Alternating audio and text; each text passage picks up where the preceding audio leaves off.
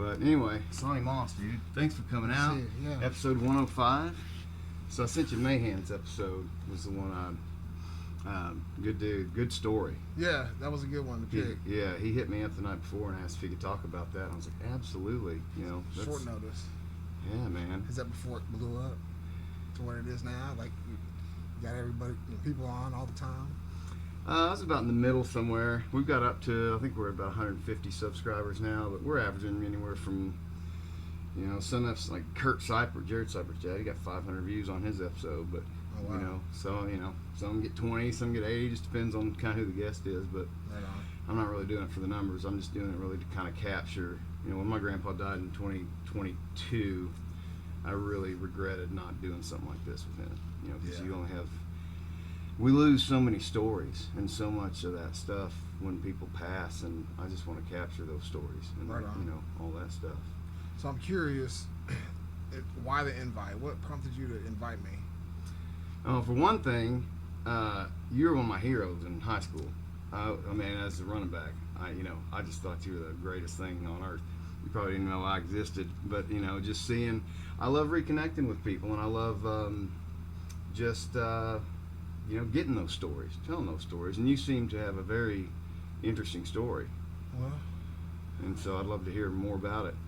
I know you said it was kind of you had moved to Farmington, and that was kind of traumatic for you, and you've had some things go on. It's been a wild ride, and so we'll just start there. If we need to do a part 2, we'll do a part 2.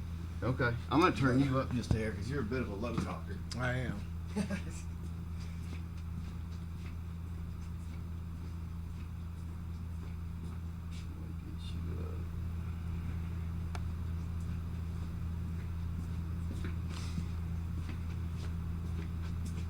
So I guess I'll start early. I'll start from the beginning. One thing kind of leads to another. Yeah, absolutely. Right? So my parents met in Denver. My mom was kind of just a free spirit. She traveled all over the place. And right. my dad was an academic. He earned a scholarship to go to school in New Hampshire, and then went to law school in Denver, University of Denver. And he was in his apartment one day singing. He was doing some chores around the house. He had his music up loud, Motown type stuff together.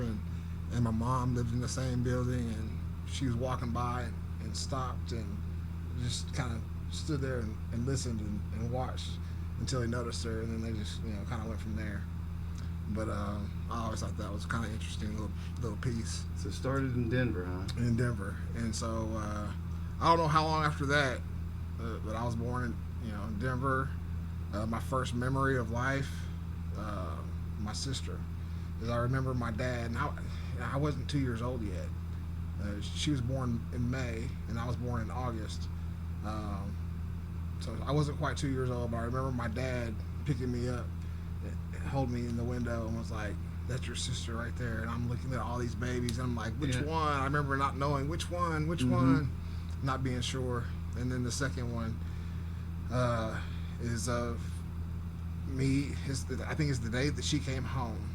My mom had a cesarean, so they were there for about a week, and she brought her home, and I remember wanting to hold her, and she was like, "All right, sit down." She had this little rocking chair that was built for my size. Right. She laid her in my arms, and I held her, and I got a picture of that. I actually keep that on the face of my phone. That's beautiful. My lock screen.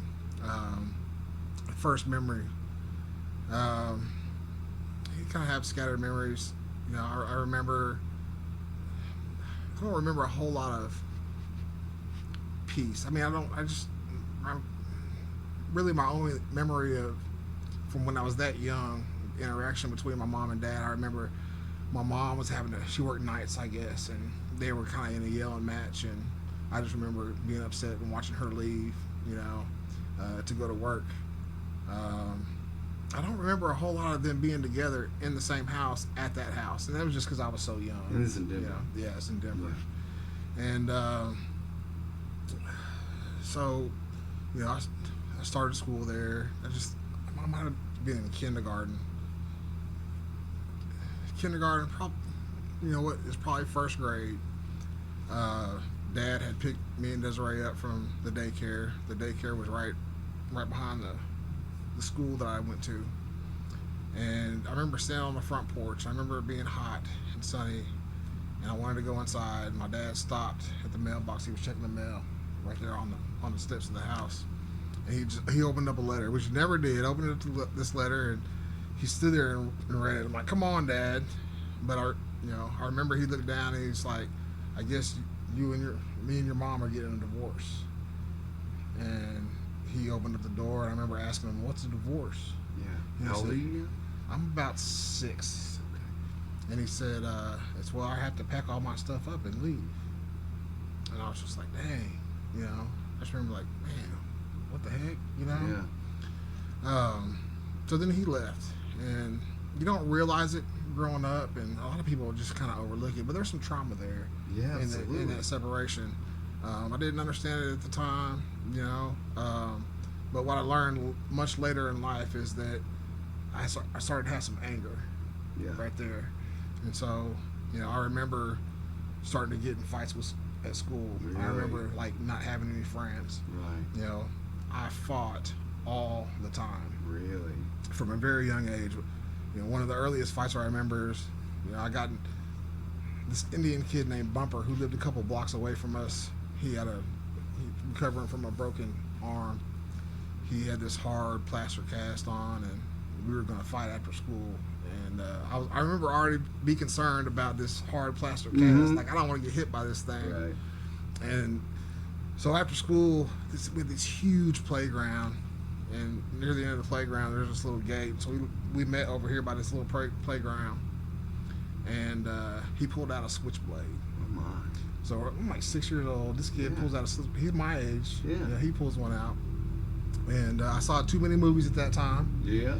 And so I kicked it. I kicked his hand and knocked the knife out of his hand. I proceeded to kind of put it on him a little bit. Mm-hmm. I remember going home and being proud of myself. Right. And I come through the door. My mom's there. I was like, "Mom, guess what? I just got in a fight." And she was like, "Oh, what?" It's like, "Yeah, he pulled out a knife on me," and she freaked out. Yeah. She had a boyfriend by this time, and I remember him taking us over there, and it's pretty inconsequential, but he kind of got into it with the parents or whatever. But that to say that I couldn't get along with other kids. I was having an issue there. And so you're living with your mom at this point. Living with Dad's my gone. mom. Where did your dad go? Dad, he ended up renting an apartment in a town called Brighton. It's Okay. probably a 20 or 30-minute drive from Denver. So was he still part of your life? Oh yeah. Y'all were still... Oh, definitely. Okay. Dad was huge. Every That's weekend or every other weekend at the least, Okay. we'd be over there at his house. We kind of split holidays, went back and forth. But it's still tough on a kid to grow up with your parents in the home. Yeah. And that's always... Yeah. I've always wondered, so many parents get divorced and it feels like, and I don't know your parents' situation, but a lot of parents put their needs above their kids sometimes, which is really sad because, the kids need a stable environment, especially Right. early on. Well, they so I both. get the anger you talked about. Yeah. I mean, I didn't understand it, but it just, and I don't know if it came out as, "Oh, I'm mad." It wasn't Yeah. like that, but it was, I couldn't get along with my peers, with the other kids anymore. I was fighting with the other kids a lot. Yeah. So yeah, I got to see him. He was a huge part of my life growing up. But then being apart, my mom is now trying to reestablish her life, and as a young woman, she 2 kids now, Yeah. and so she starts dating and doing different things, and so there was one day that she went out on a date, and she went out. I don't know how often she went out, but I remember. I'm gonna start with the first one. I remember a couple different, babysitters that we had, Right. and the first one that I remember was the daughter, older daughter of the lady across the street. She must have been probably 17, 18 years Right. old, and she came over. That was my first sip of Michelob. I had some Michelob. She gave me Michelob, but I remember feeling like, whoa, Yeah. this has got me. That's when I learned about lesbians. She had her girlfriend over there, and The babysitter. the babysitter Wow. had her girlfriend over. And I remember them laying on top of each other on the couch, kissing. Wow. You know, and just like, okay, What is this? Yeah. Yeah. As a kid, you're Yeah. kind of wondering what's going on. whoa, you know. And then I had this other babysitter. So not that it matters, but it does kind of matter because of the story that kind of comes. But the lesbian lady, she was a white lady, okay, white girl. And then this other babysitter, I don't know her real name, but they called her Fats. She was about 18, 19 years old, I would guess. Black woman. She was a darker skinned black woman, very voluptuous. She had, Right. you know, and you know, I point that out. Well, one day I was laying on the sofa and she was laying on the sofa and she was kind of behind me, and we were been watching a movie, and I remember rolling off onto the floor. I think I was getting hot. And I kind of rolled off onto the floor. Well, then she rolled off on top of me and kind of was laying on top of me and suggested that we play house. And I was like, I was up for a game. I was a kid. I was always up for games. So she said, well, all right, let's go upstairs. And so we go upstairs and we go into my sister's bedroom.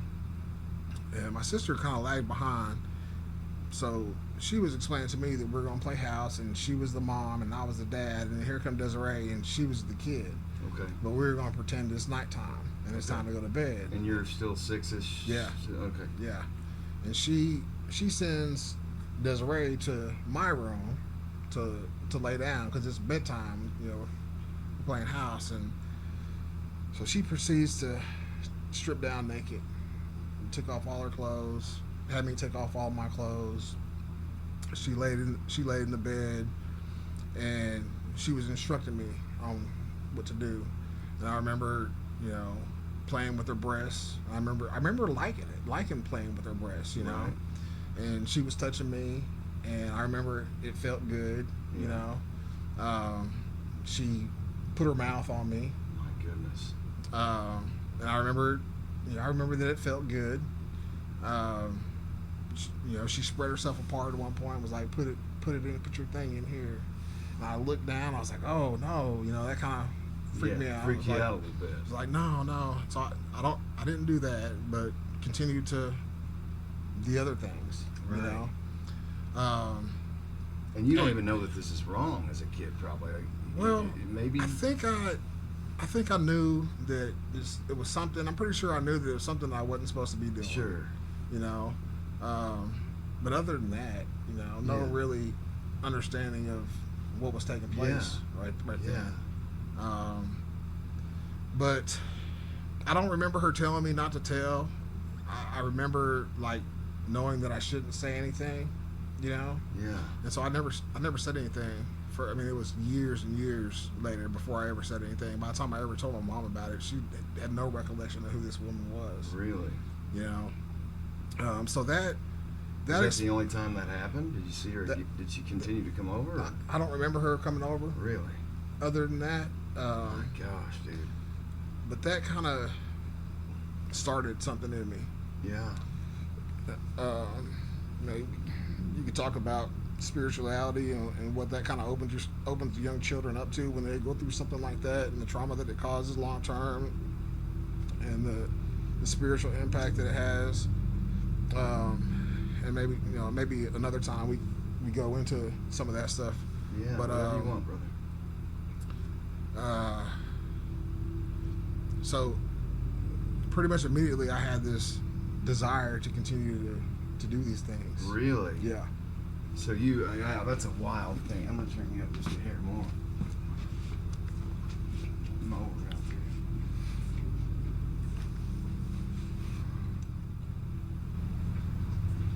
And so it wasn't necessarily a traumatic experience at the time because you didn't. I didn't realize. You enjoyed what happened. Yeah. And so you're kind of thinking about that now. But at a young age, before you're developed. Right.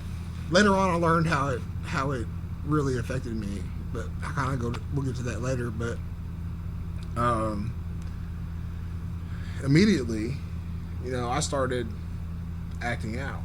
Right. You know, and I've never said this before, but you know, I didn't do I don't think I did all the same things with my sister, but I remember engaging in some of this stuff with my sister, who, I mean, in the same house. So Right. it had to have been very soon after that, because we weren't in the house much longer after this. But that other babysitter, so I don't know how long past this, but it had to be fairly close. Talking about the lesbian one? Yeah. So mom was going out, and she spent the night over, or we spent the night over at her house this time, which was across the street from our house. Mm-hmm. And I remember waking up in the middle of the night and like putting my hand up her shirt, and I was playing with her breast while she was asleep. You know, she woke up and was like, "Hey, stop that!" You know, and I ended up wetting the bed, and that was the first time. I think around that time I started wetting the bed consistently. Later, you kind of learn that you hadn't been before. I don't know. Yeah. You know, I was a bedwetter early on, but you know, it's not normal for kids to continue wetting the bed. Sure. And you know, there's studies out there that show that that's a sign that something has happened with this kid as far as being molested by somebody at some point in time. Not Really? always, Right. but there are those studies that show that. Not long after that, we ended up. How did that work? I did the first year of first grade.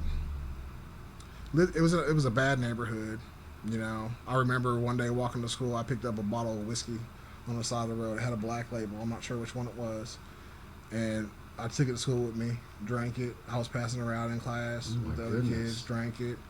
I misbehaved a lot at school. I had to repeat the first grade. Not that my grades were bad. I was making, C's or whatever. Mm. But socially, I wasn't developing Right. like they thought I should be. And they Sure. recommended it. And we had a meeting, and they were like, yeah, you should do it. You should repeat the first grade. And I was like, okay, So we did that. And, the behavior problems continued. There was a time we were playing a little recess, or not recess, it was PE. And the gym teacher had us all sit in a circle in this big gym room. It was carpeted. It was just this big open area, like probably 3 classrooms worth of space. We were sitting in a circle. I think we were probably getting ready to play Duck, Duck, Goose. And I refused to sit down. The teacher was like, you better sit down. I was like, no, I'm not going to sit down. And some of the kids started laughing, which kind of, I'm going to do this. The guy started chasing me around the classroom, and I ran until probably he was red in the face. And he finally caught me, and when he did, he got that paddle out, and he whooped my tail right there in the classroom, and then took me in the hallway and whipped me some more, which I later learned he was violating school policy because they were supposed to have another adult when Right. anybody was getting swats or Well, whatever. shoot, you couldn't get away with that now. No. Different time back then. But I was bruised up. Right. My butt and the back of my legs were bruised up real good. I remember. What was it that made you not want to sit down? Did you just have like a defiant attitude where you just didn't want to be told what to do, or? That was probably the beginning of my defiant attitude And I towards wonder, adults. just because when something like a traumatic event happens, say your parents split in this instance, you feel helpless and out of control, right? I wonder, is that part of it? It's like you weren't able to control that, so you want to control whatever you can. Is that? I don't know. I don't know if. I know I didn't understand what I was going through. Sure. Yeah, way too young to process that.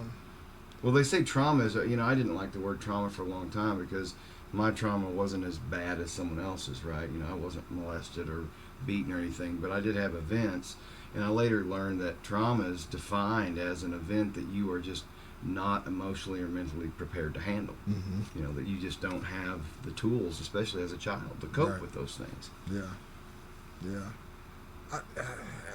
So you got bruised up.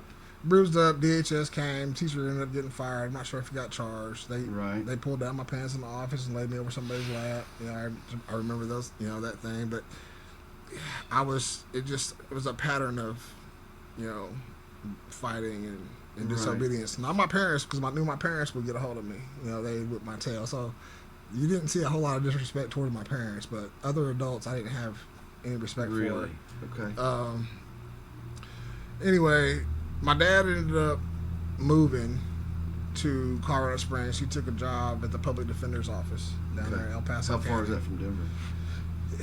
Back then, it seemed like it was like about an hour and a half, but I drove it a couple years ago. It was hard to tell when you were leaving Denver when you get into Colorado Springs anymore. But Yeah. it was probably about an hour or so, maybe just a little over an hour. And so initially we're going back and forth. Well, there was a short period that we were staying with my dad in some apartments. So I started another school. That was in the middle of the second year of first grade, and so I finished first grade at another school, Penrose Elementary in Colorado Springs. Side note, at this apartment complex, me and my sister were playing on the playground one day, and the way the playground was set up, it was in the middle, and there was a building here, and here, and then there was other buildings around, and they were pretty tall buildings, at least 5 or 6 stories. And I got shot in the hip. And I was on top of the slide, got shot. Of course, my dad called the police, and they never found out who did it. But flesh wound, on my hip, ripped my pants, ripped my flesh a little bit. Hold on, you got shot? Yeah. Somebody in one of the apartment windows. With a firearm? Yeah. I was about 7, 6, 7. Were they aiming at you? Do you have 7 any years old. idea? Like, what the heck? Oh, I mean, I wouldn't Was it just a rogue shot? I guess. think. I don't know. Some sicko thought it was funny. You're It was just me kidding and my sister out in the playground playing. You got shot Yeah. at 7 years old. Yeah. You got a scar and Yeah. everything? Well, it's covered up by stretch marks. Yeah. From my growth spurt. Yeah. Yeah, well, I've got those too. That's wild, man. Yeah. That didn't. I mean, But no long-term damage. It was scary. It was just, No. but dude, if that had gotten into an artery or something, Yeah, if you it could would have been killed. Yeah, if it would have been, Yeah. it would have been a lot worse. But as it was, I was at the top of the slide.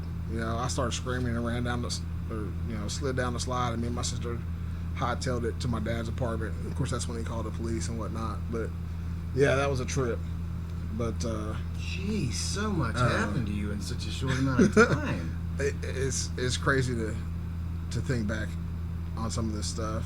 And I've told my story. I don't know that I've gone into as much detail as I'm going into now, as far as all at once. But Yeah. so I go back up to the stay with my mom. I'm going kind of back and forth. Me and Desiree going back and forth. In the summertime, since I was a little kid, maybe 2 years old, was probably the first time right after Desiree was born. I spent my summers in Farmington. My mom's mom and my grandfather lived in Farmington, No kidding. and so every summer. So and I how'd look your mom forward end to up that. in Colorado? She, well, like I said, she was kind of that free spirit. Yeah. So as soon as she graduated high school, she was just all over the place. I mean, she spent some time in almost every state. Spent some time in the Virgin Right. Islands. That kid. And I guess she just landed there. Wow. So your grandparents were from Farmington. Well, I mean, they're from my grandparents from around Snowball, St. Joe, Arkansas. Okay.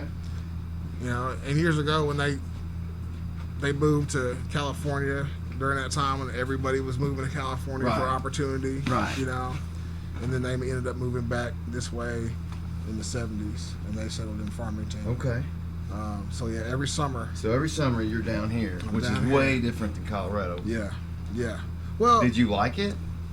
I enjoyed spending time with my grandparents. They spoiled us. I had Sure. I had cousins. I was the oldest, but I don't know if you remember Shauna Jackson. Hmm?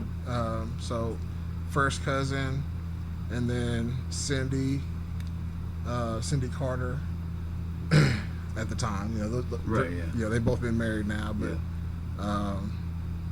so we got to come down. We used to go out to Hinesville where my great grandmother lived, and I had a great aunt and uncle that lived out there. That we always go spend a week out there every summer, which was cool. I loved it. I look forward to it every year. Really? Spend the summer in Arkansas. Cool. But we were shielded from what I would later experience. So, but we go back. Second grade is off to another new school, and then second and third grade both fought all the time. I was still acting out sexually, so there was one time my dad's girlfriend had a daughter that was my age, and when we went to bed, they put us all in one room. We went to bed. We stripped down naked and laid on top of each other. We didn't know what we were doing. Right. But we were laying on each other. Kids kind of experimenting. Yeah. Which is, yeah. And then moved to, when he moved to this other house, when my dad finally bought a house, there was a girl down the street that I look back on myself and like, man, I was just such a little predator. But some of these kids had already experienced things themselves, Right. And you probably didn't know what you were doing. No, though. it was. I don't think that's totally not to abnormal for kids to experiment like that. Man, I'd say yes and no. I think to the level that I was engaged in that kind of activity, it was a lot higher than than what I would think. But what I've ever heard anybody else to you by your babysitter. Oh yeah. By an adult. Yeah. Yeah. And so there was a couple little girls around that age, that we would kind of touch on each other and stuff, and I was constantly in fights, wasn't getting along with anybody. That disrespect towards adults, right, outside of my home really increased during that time. Right. There was a time that me and a group of older kids were walking around that neighborhood my dad lived in, and we were cutting through some apartments, and this lady was sitting out there in a lawn chair, and she said, get off my property. You can't come through here. This is private trespassing. This is private property. No trespassing. The older kids were like, oh, yes, ma'am. And we're moving. And my response was, F you, bitch. Yeah. And then those kids told on me, and my dad, they told my dad, and my dad marched me around to that lady's property and had me apologize. I was crying the whole time, and he got back and he wore my ass out. Because my parents didn't play that, but it was just in me. Another defiance. lady. Yeah. Another lady down the road. They had just done I was friends with their kids, They had just repaved their driveway, like long driveway, and had this really nice stone mailbox built. And Monday, guess who climbed to the top of the mailbox and sat on the mailbox waiting for the bus to come? She comes out on her balcony. Hasani, get off my mailbox. My response was F you. Jeez, yeah. And it was just terrible. It was terrible. School wasn't much different. That school, they actually got to a point to where they called a meeting with my parents and said that if we're not allowed to paddle him, right, then we're gonna have to expel him from school. Oh goodness! And so they were saying, okay, well, you go ahead. We want to call when you get ready to paddle him, and we want to understand why. Then we'll deal with him when he got home. And I got paddled a lot. I think. Did it do any good though? No. That during that 2-year period, I probably averaged a whooping every other day. Oh my God! Because I would get paddled at school, then I would get home and get paddled by. It ultimately ended up being both parents. Really? Because they were just at their wits' end. Didn't know what to do. Yeah. And then by 4th grade, things started to settle down. They had diagnosed me with ADHD, and they started giving me Ritalin. Okay.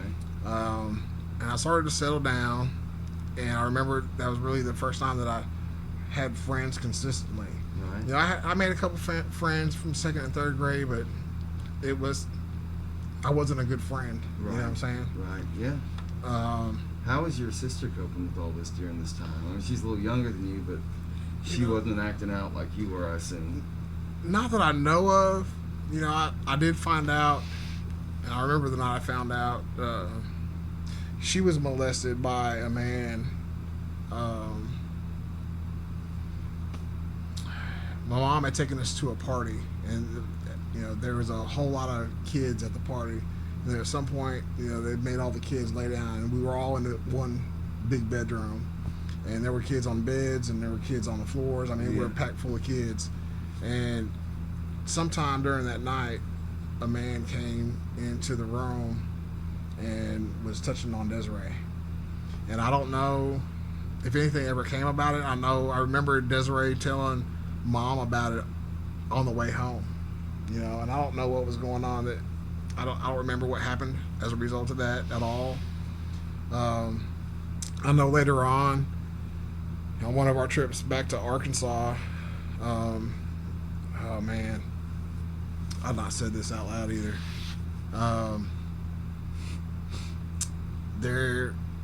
We have a great uncle, or we had a great uncle, who we were around every summer for at least a week. And so those that are listening, they're going to figure out who this was.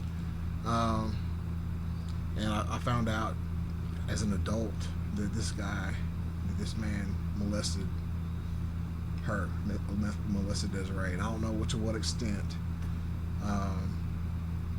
And then later found out that the same guy molested my mom when she was a kid. A family member. Yeah. It was my great uncle. He's dead.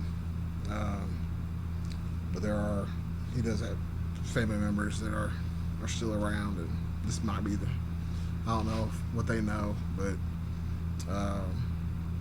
yeah, I don't know if my mom wanted me to say that. Sorry, Mom. But yeah, so she experienced some of it. Man, Desiree was the model kid, man. Somehow she endured. She always, wanted to do well in the things that she did. Her grades, she always kept A's. Yeah. Like I remember one time she got a B, and she was just crying. Devastated. Oh my goodness. She was in 4th grade the first year we moved to Farmington. She was just devastated. But yeah, she was always, she seemed to do well. So I didn't know her well, but she had a beautiful spirit. She's a very positive person from what I saw. Again, I didn't know her well, but yeah, I didn't find out about her being molested. I don't think it was after she passed away by the uncle, our great uncle. Right. So she seemed to be doing okay.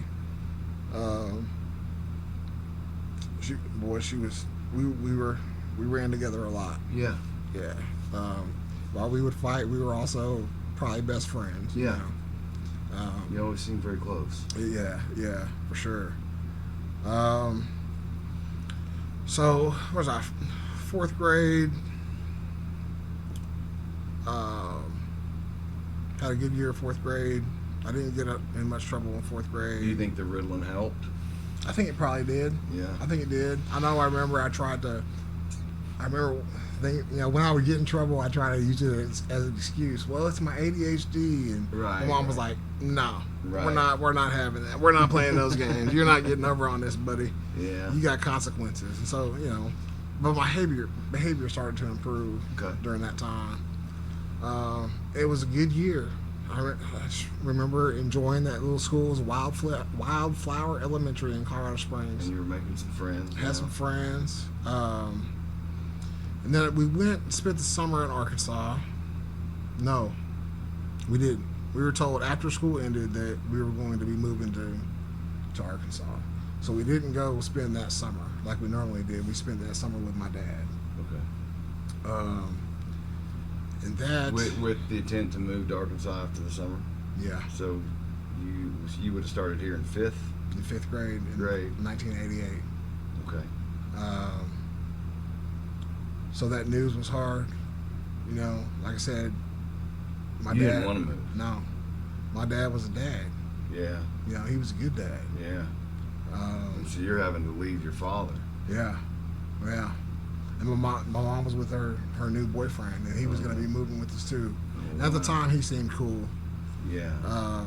Was there any resentment toward your mother for dating or anything like that? Or No, I don't remember feeling any kind of way about her dating. I always felt like it was weird. You know? But then my dad started dating too. Sure.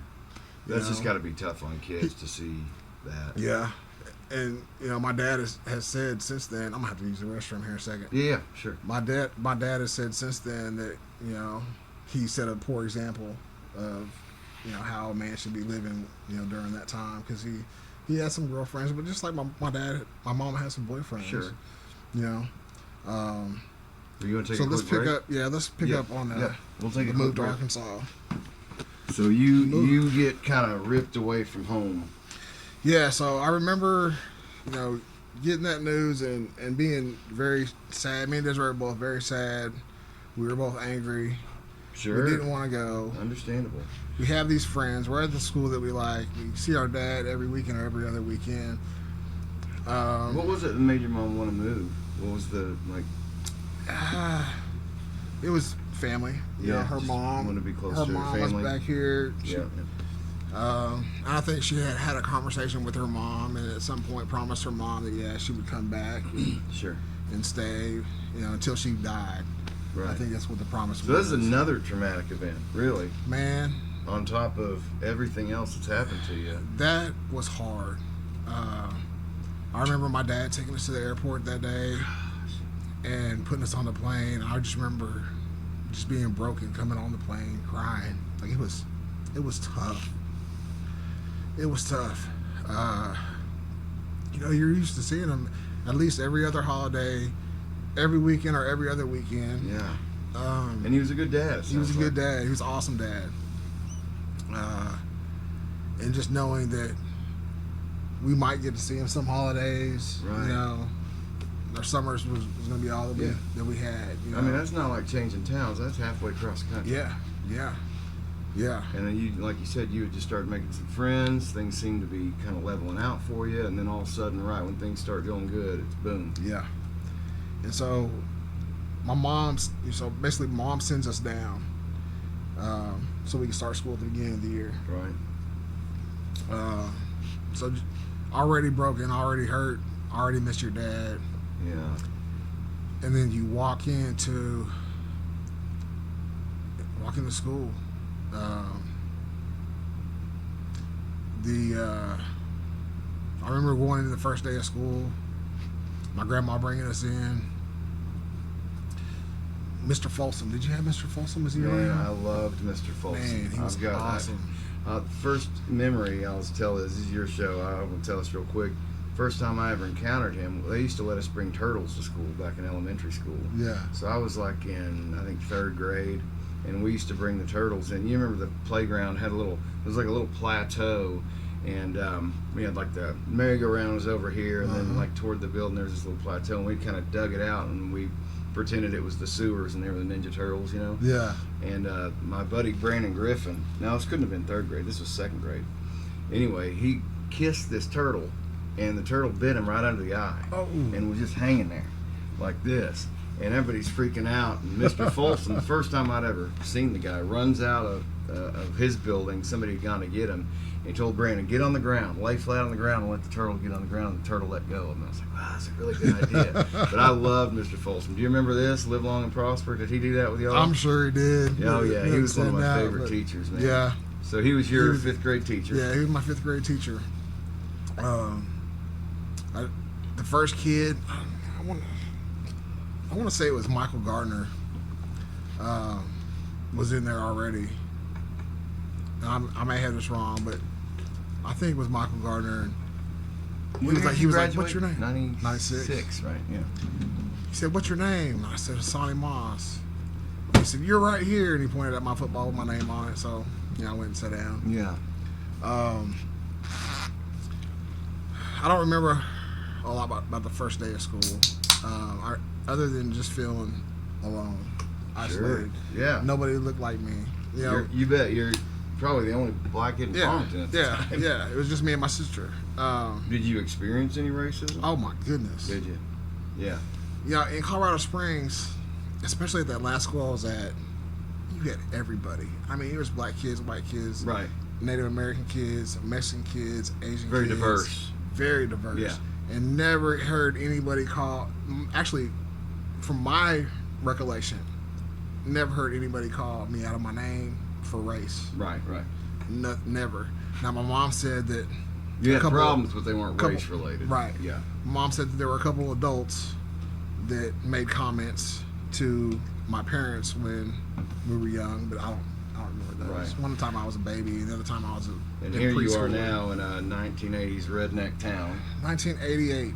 Yeah. You know, and I tell people this. You know, I remember my dad. My dad lived in an apartment in Colorado Springs before he bought his house. I remember sitting on the couch with him one day, and he was telling us about the civil rights movement and the things that he went through growing up in Kentucky. Yeah, sure. You know. Oh, wow. Kentucky's where you get from? Yeah. Jeez. Yeah, I can imagine. So integration, you know. So he lived through that. Yeah. Crazy. And he told me a story about somebody telling him that he had to get up and move to the back of the bus, and he was like, "I'm not moving." Some Rosa Parks shit It was right an there. It was an older girl, and ultimately he ended up hitting her and then running. But you know, he told me about all these things, like all kinds of stuff. He told me about Emmett Till and what happened to him. Who is that? Emmett Till. Yeah. So he was a kid that lived in Chicago, and he had family down in the South. I want to say it's in Mississippi. And he was going down. He went down for the summer, and his parents, you know, his mama was trying to tell him, "Look, it's not the same down there as it is up here. Yeah. You got to be careful with everything you do." And he was like, "Oh no, I'm good." But he went down there, and the story I learned when I was young was that he whistled at a white woman. You know, he thought a white woman was attractive. She was a grown white woman. Right. And he let it be known that he was attracted to her. Yeah. And then she went out. She was mad, and she went out and told these people that he did this, that, or the other.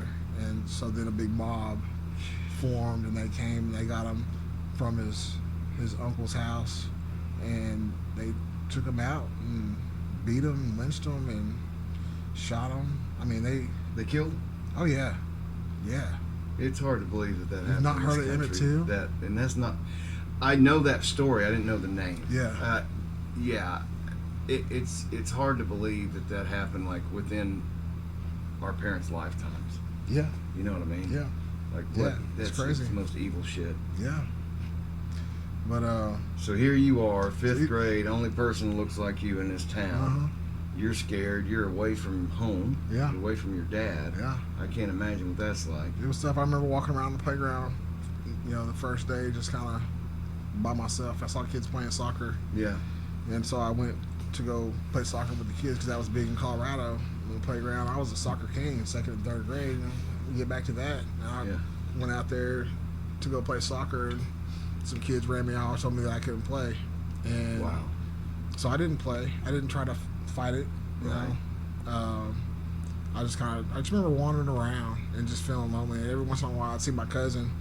And I think I probably hung out a little bit with Shauna on the playground early on because she kind of got me connected to Casey Key. And I'm not sure if that happened before or after my first time getting called out my name here. On the playground, there's this guy named Wally Bass, and Wally was a head shorter than me, little guy, and I don't remember what brought it on, but I think I was just trying to engage in an activity, you know, to play with the other kids, and you know, he cursed me. He's like, "Get the hell out of here, you know, nigger, you dumb nigger," or something like that, you know. Jesus. He called me a nigger, and you know, having just came here, being separated, all the circumstances, I didn't know. I just cried. You know? I remember. You've never experienced this kind of thing Yeah. before. Like you said, in Colorado, it was diverse. It wasn't a thing like that. And I remember just crying, Yeah. and being hurt. And I walked towards. I don't know if you remember the cables that were set up around the playground Yeah, at that time. absolutely. Yeah. And I remember to walk towards that divide, and there was a teacher standing there by that divide, and Yeah. I just walked over there, and I had this 5th grade teacher named Miss Doss, and she just grabbed me and she just held me. I just remember crying. She just held me. And I got calmed down a little bit, and I'm walking around, and then there's Jared Fraley and Mike Capshaw. Remember them? I know the names, but y'all were quite a bit older. They were 6th graders, and like Mike Capshaw was probably already 6 foot. Jared was probably 6'1". As 6th graders, they were big. They'd been in sports in Fayetteville, so they knew the black kids and been playing with the black kids in Fayetteville some. And they came up to me and they were like, "What's wrong? What happened?" And I told them what happened. They was like, "Who was it?" And I was like, "It was him."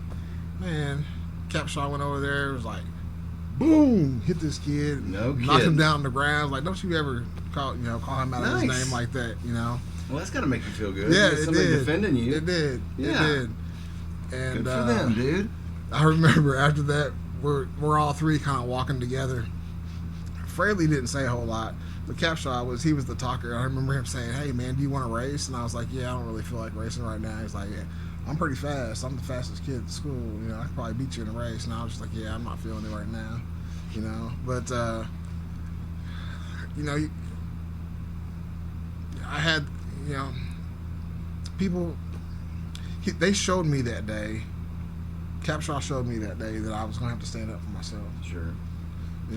I learned that the teachers, they weren't going to do anything. The principal wasn't going to do anything. Because as things continued to happen to me, I would complain. I would go tell. And there would never be any consequences.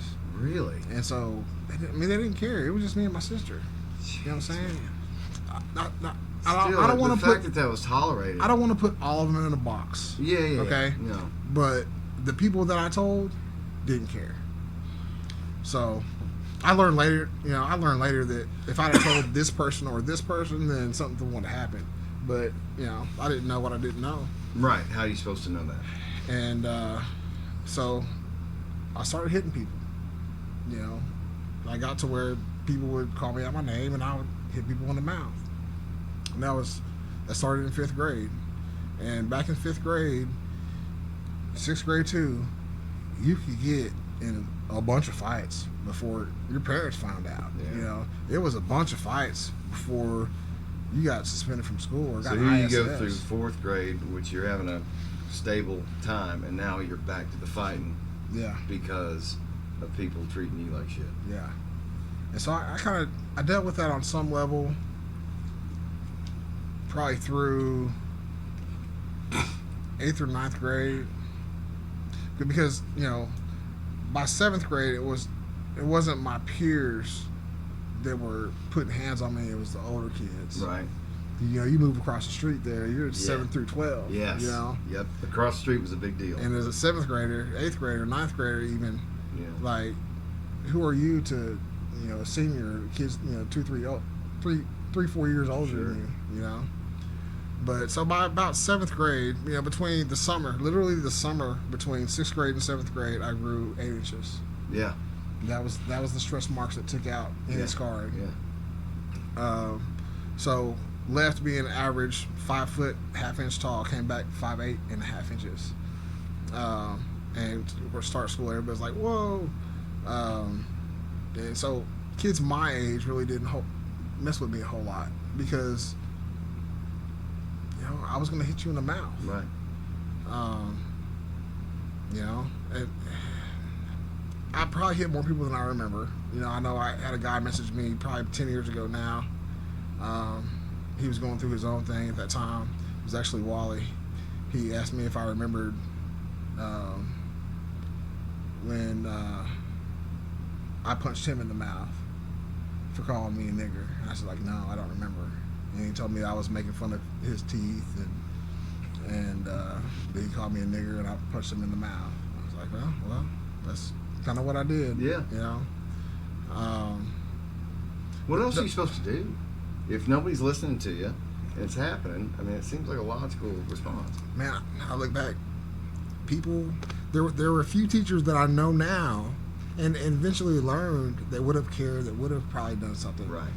But most of them, these people in authority, were just like, yeah, whatever, you know. That's crazy. So you just endured it. Well, it's funny you talk about that, and my experiences were nothing like yours, but I got bullied a ton in elementary school because I wasn't because I was a nerd. Yeah. I'd read on the playground. I like fantasy, science fiction and stuff, you know. Mm-hmm. And kids would throw footballs at me, kick soccer balls at me, call me a fag, you know, just because I didn't like the same things they liked, sports and stuff like that. So, I mean, it was definitely, you know, I can't imagine what that's like for you. Jeez. Yeah. One thing helped me. By about the time I was in 7th grade, I was getting better at sports. Sure. You know, I was getting better at football. Yeah. Did you play football in elementary, or did you start in 7th? So 5th grade, I went out for football. Yeah. And Was Oxford coaching? no, back then it was a guy named Butch Condiff, Okay. and 5th and 6th grade played together back then. Right. And so, remember I told you Jared Fraley was like 6'1" in 6th grade. Yeah.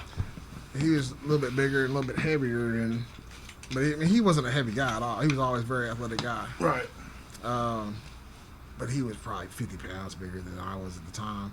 And I lasted past the first game, the practice after the first game. So I played in the first game, or didn't play in the first game, but I went to the first game. Then we had practice after, time after that. And I remember I was on the scrub defense and they were working on offense. And Fraley, I think they had him at fullback. I was, at linebacker, and he came through that hole and he hit me, and I swear I flew 10 feet in the air and landed on my shoulders, man. Right. But after that connection, I made up in my mind that I was done, and I got home, took off my pads, and walked him across the street to Scooter Elliott, who was one of the assistant coaches on the team. I was like, I'm done, and everybody gave me so much grief about quitting football. Yeah. And then as the season went on, I would hear about different things. I regretted it, Yeah. What grade was this? That was in 5th grade. This is 5th. Okay. That first year there. That first year. Okay. I kind of struggled with friends during basketball initially too in 5th grade, Right. but Whit Weeks and his parents, Karen and Gary, like in 5th grade, kind of took me under the wing. Cool. You know what I'm saying? I wouldn't have got to participate in Pee Wee sports, basketball, thinking about basketball without Karen and Gary. Awesome. Because they did a lot of driving me back and forth. After school, I'd go home with Whit and Nice. eat that vegetable beef soup that they always had for me. And That's awesome. I mean, eventually had my own toothbrush there. I owe so much to them. They were Well, that's beautiful. role models to me. Good. And they were a safe space Yeah. for me. Absolutely. As a kid growing up. And there were some other families that ended up being safe spaces for me. But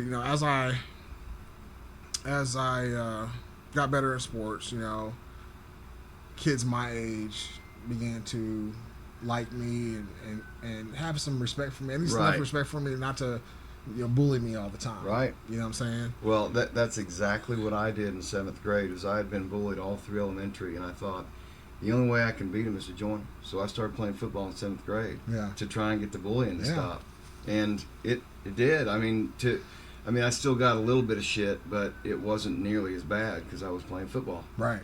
Yeah. Right. And so you build those friendships, you build those Sure. connections, and while you may have your differences here and there with your teammates, Sure. nobody better messing with your teammates, Right. right? And Right. They, and Right. they kind of took that attitude, with me, and became allies, to an Yeah. extent. Certainly. So when we moved to Arkansas, this man moved with us. We called him. His name was Louis. This is your mom's boyfriend Mom's at the time? boyfriend, yeah. Yeah. And so we moved. That first year we were here, he started acting different. He started being more mean. Really? At that point, he wasn't putting hands on me, but he was just being mean, making you go to your room for really no reason. I remember he had his cousin or I think he called him his cousin or his brother, but he wasn't related or whatever. But him and his wife and their daughter had come down, and at one time all the girls were gone, the ladies were all gone. It was just him and his brother. And I don't know what they were doing, but they didn't want me around while they were doing what they were doing. They're like, get out of here. And I just remember feeling mistreated by this guy that first year, and being kind of bitter when he and my mom got married at the end of that first year. Okay. And so they got married. We went and spent the summer with my dad.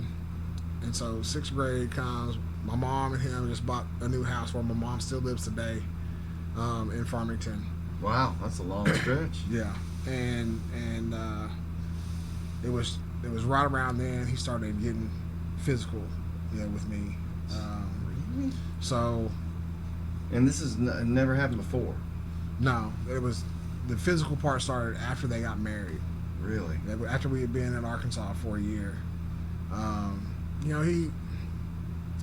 He was easily offended. Even in times that I wasn't trying to, offend him, he would get in his feelings about certain things, and he didn't know how to act, For example, one time in 7th grade, I got home from school.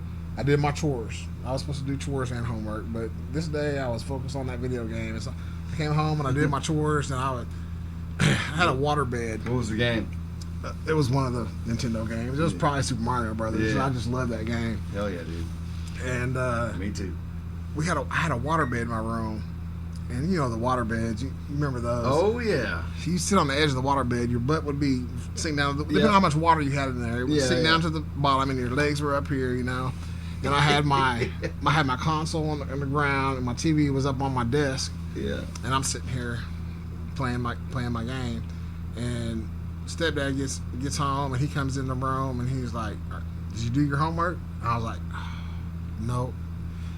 Do your homework, and I hit that start button on the Nintendo, and I tossed it down. "Oh, you got attitude?" And he grabbed me by my throat and pinned me down on the bed and was choking me and yelling at me and acting like he was gonna hit me, but he choked me. And he just kept on choking me and just roughing me around. And I was like, I wasn't trying to throw it. I wasn't throwing it. I was just dropping it on the ground. Right. So I wasn't trying to throw it. He's like, "Yes, you were." He was choking me. And so then my mom and my sister pull up. And so as soon as they pull up, he leaves out the bedroom, and I'm in the bedroom sobbing. Yeah. And they come back to my bedroom like, what's going on? And Desiree got back there first, and she asked me what happened, and I was just like, Luke. I couldn't talk, but I would just kind of let her know that was him, but I couldn't even talk. Yeah. And my sister immediately went out there and started talking crazy to him, like just talking crazy to him. He never put his hands on Desiree. That's good. But he was talking. And then my mom came in and was trying to calm me down and asked me what happened. Dude, when she was trying to calm me down, I was crying so hard I threw up on myself. Oh my God, dude. Just it was bad, and a lot of people didn't realize it. He would lie to my mom about what happened.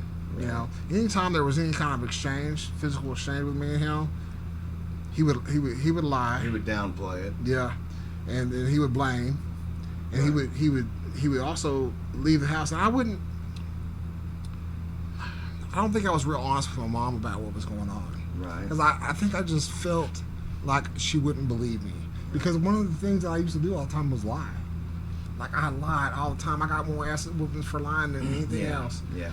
I lied all the time, and so you feel like it's kind of a boy who cried wolf thing. If you absolutely. say this, and she's not going to believe you. Yeah. Okay, and so that makes sense. I didn't tell her. I didn't tell my dad because I didn't want my dad to get in trouble. Because I just kind of had this feeling that dad would flip and just beat this dude down. Yeah, certainly. And so I didn't tell him, but I did try to tell my extended family. So I went to my grandma and grandpa and told them. Wow. I went to my Uncle Billy, told him. I went to my Uncle Howard and told him.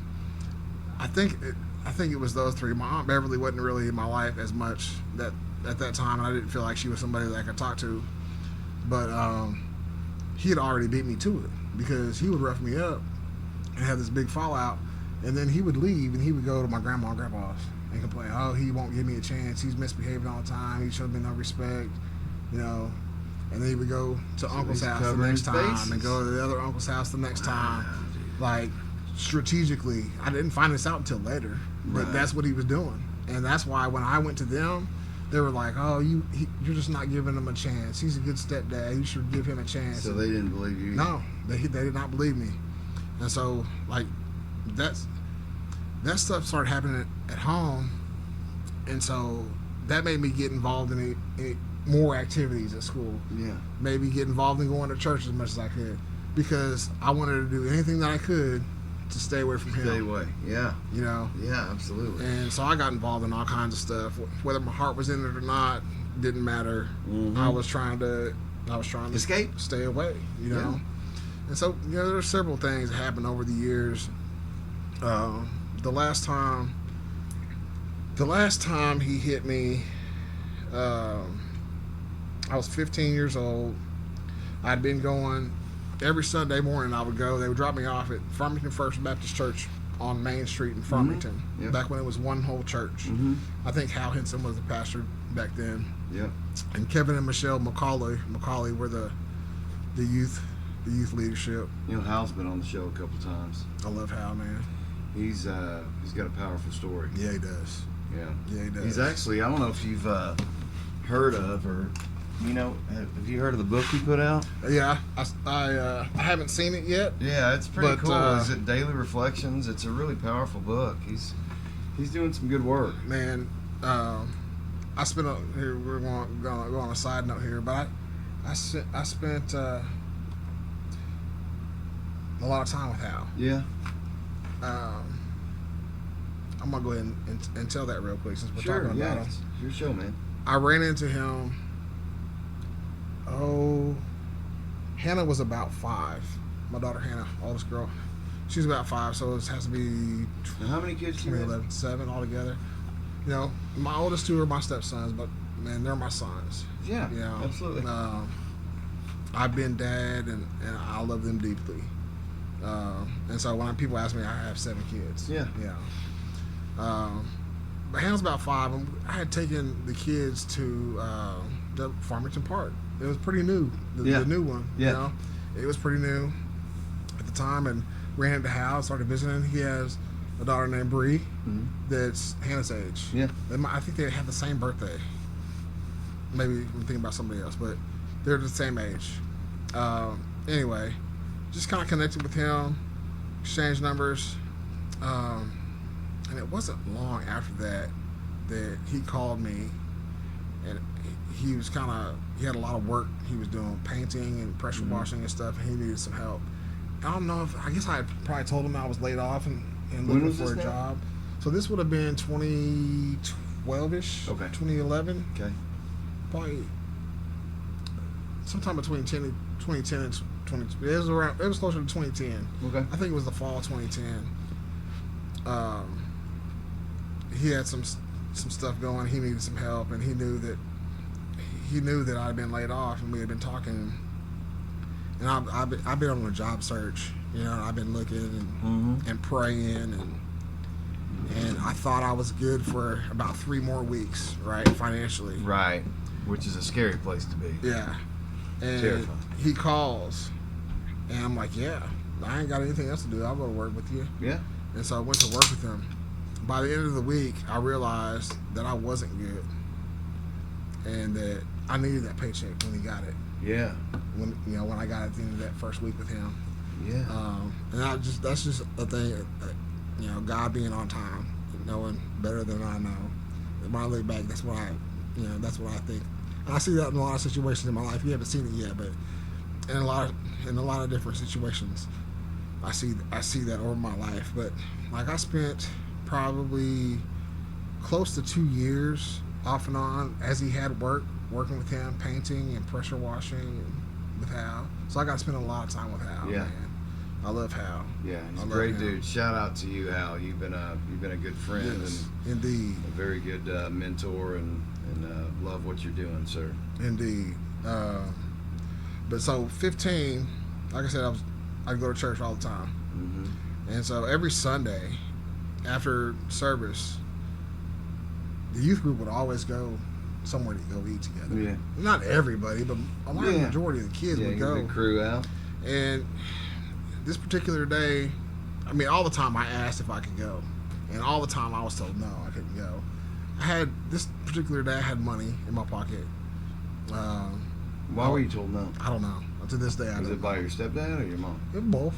Really? Yeah, both. Different times, yeah. I don't know. I have no idea why I was told no. Huh. Maybe I need to go ask Mom about that. I don't know. But this particular day, I called and I asked. I had my own money. Yeah. I pled my case. It was a no. And then Louis showed up to pick me up. I'm guessing it was him that told me no. Because when he got there, I didn't want to sit by him in the front seat. I wanted to sit in the back seat. Right. I want to be by you. This is your stepdad. Yeah. Really, right?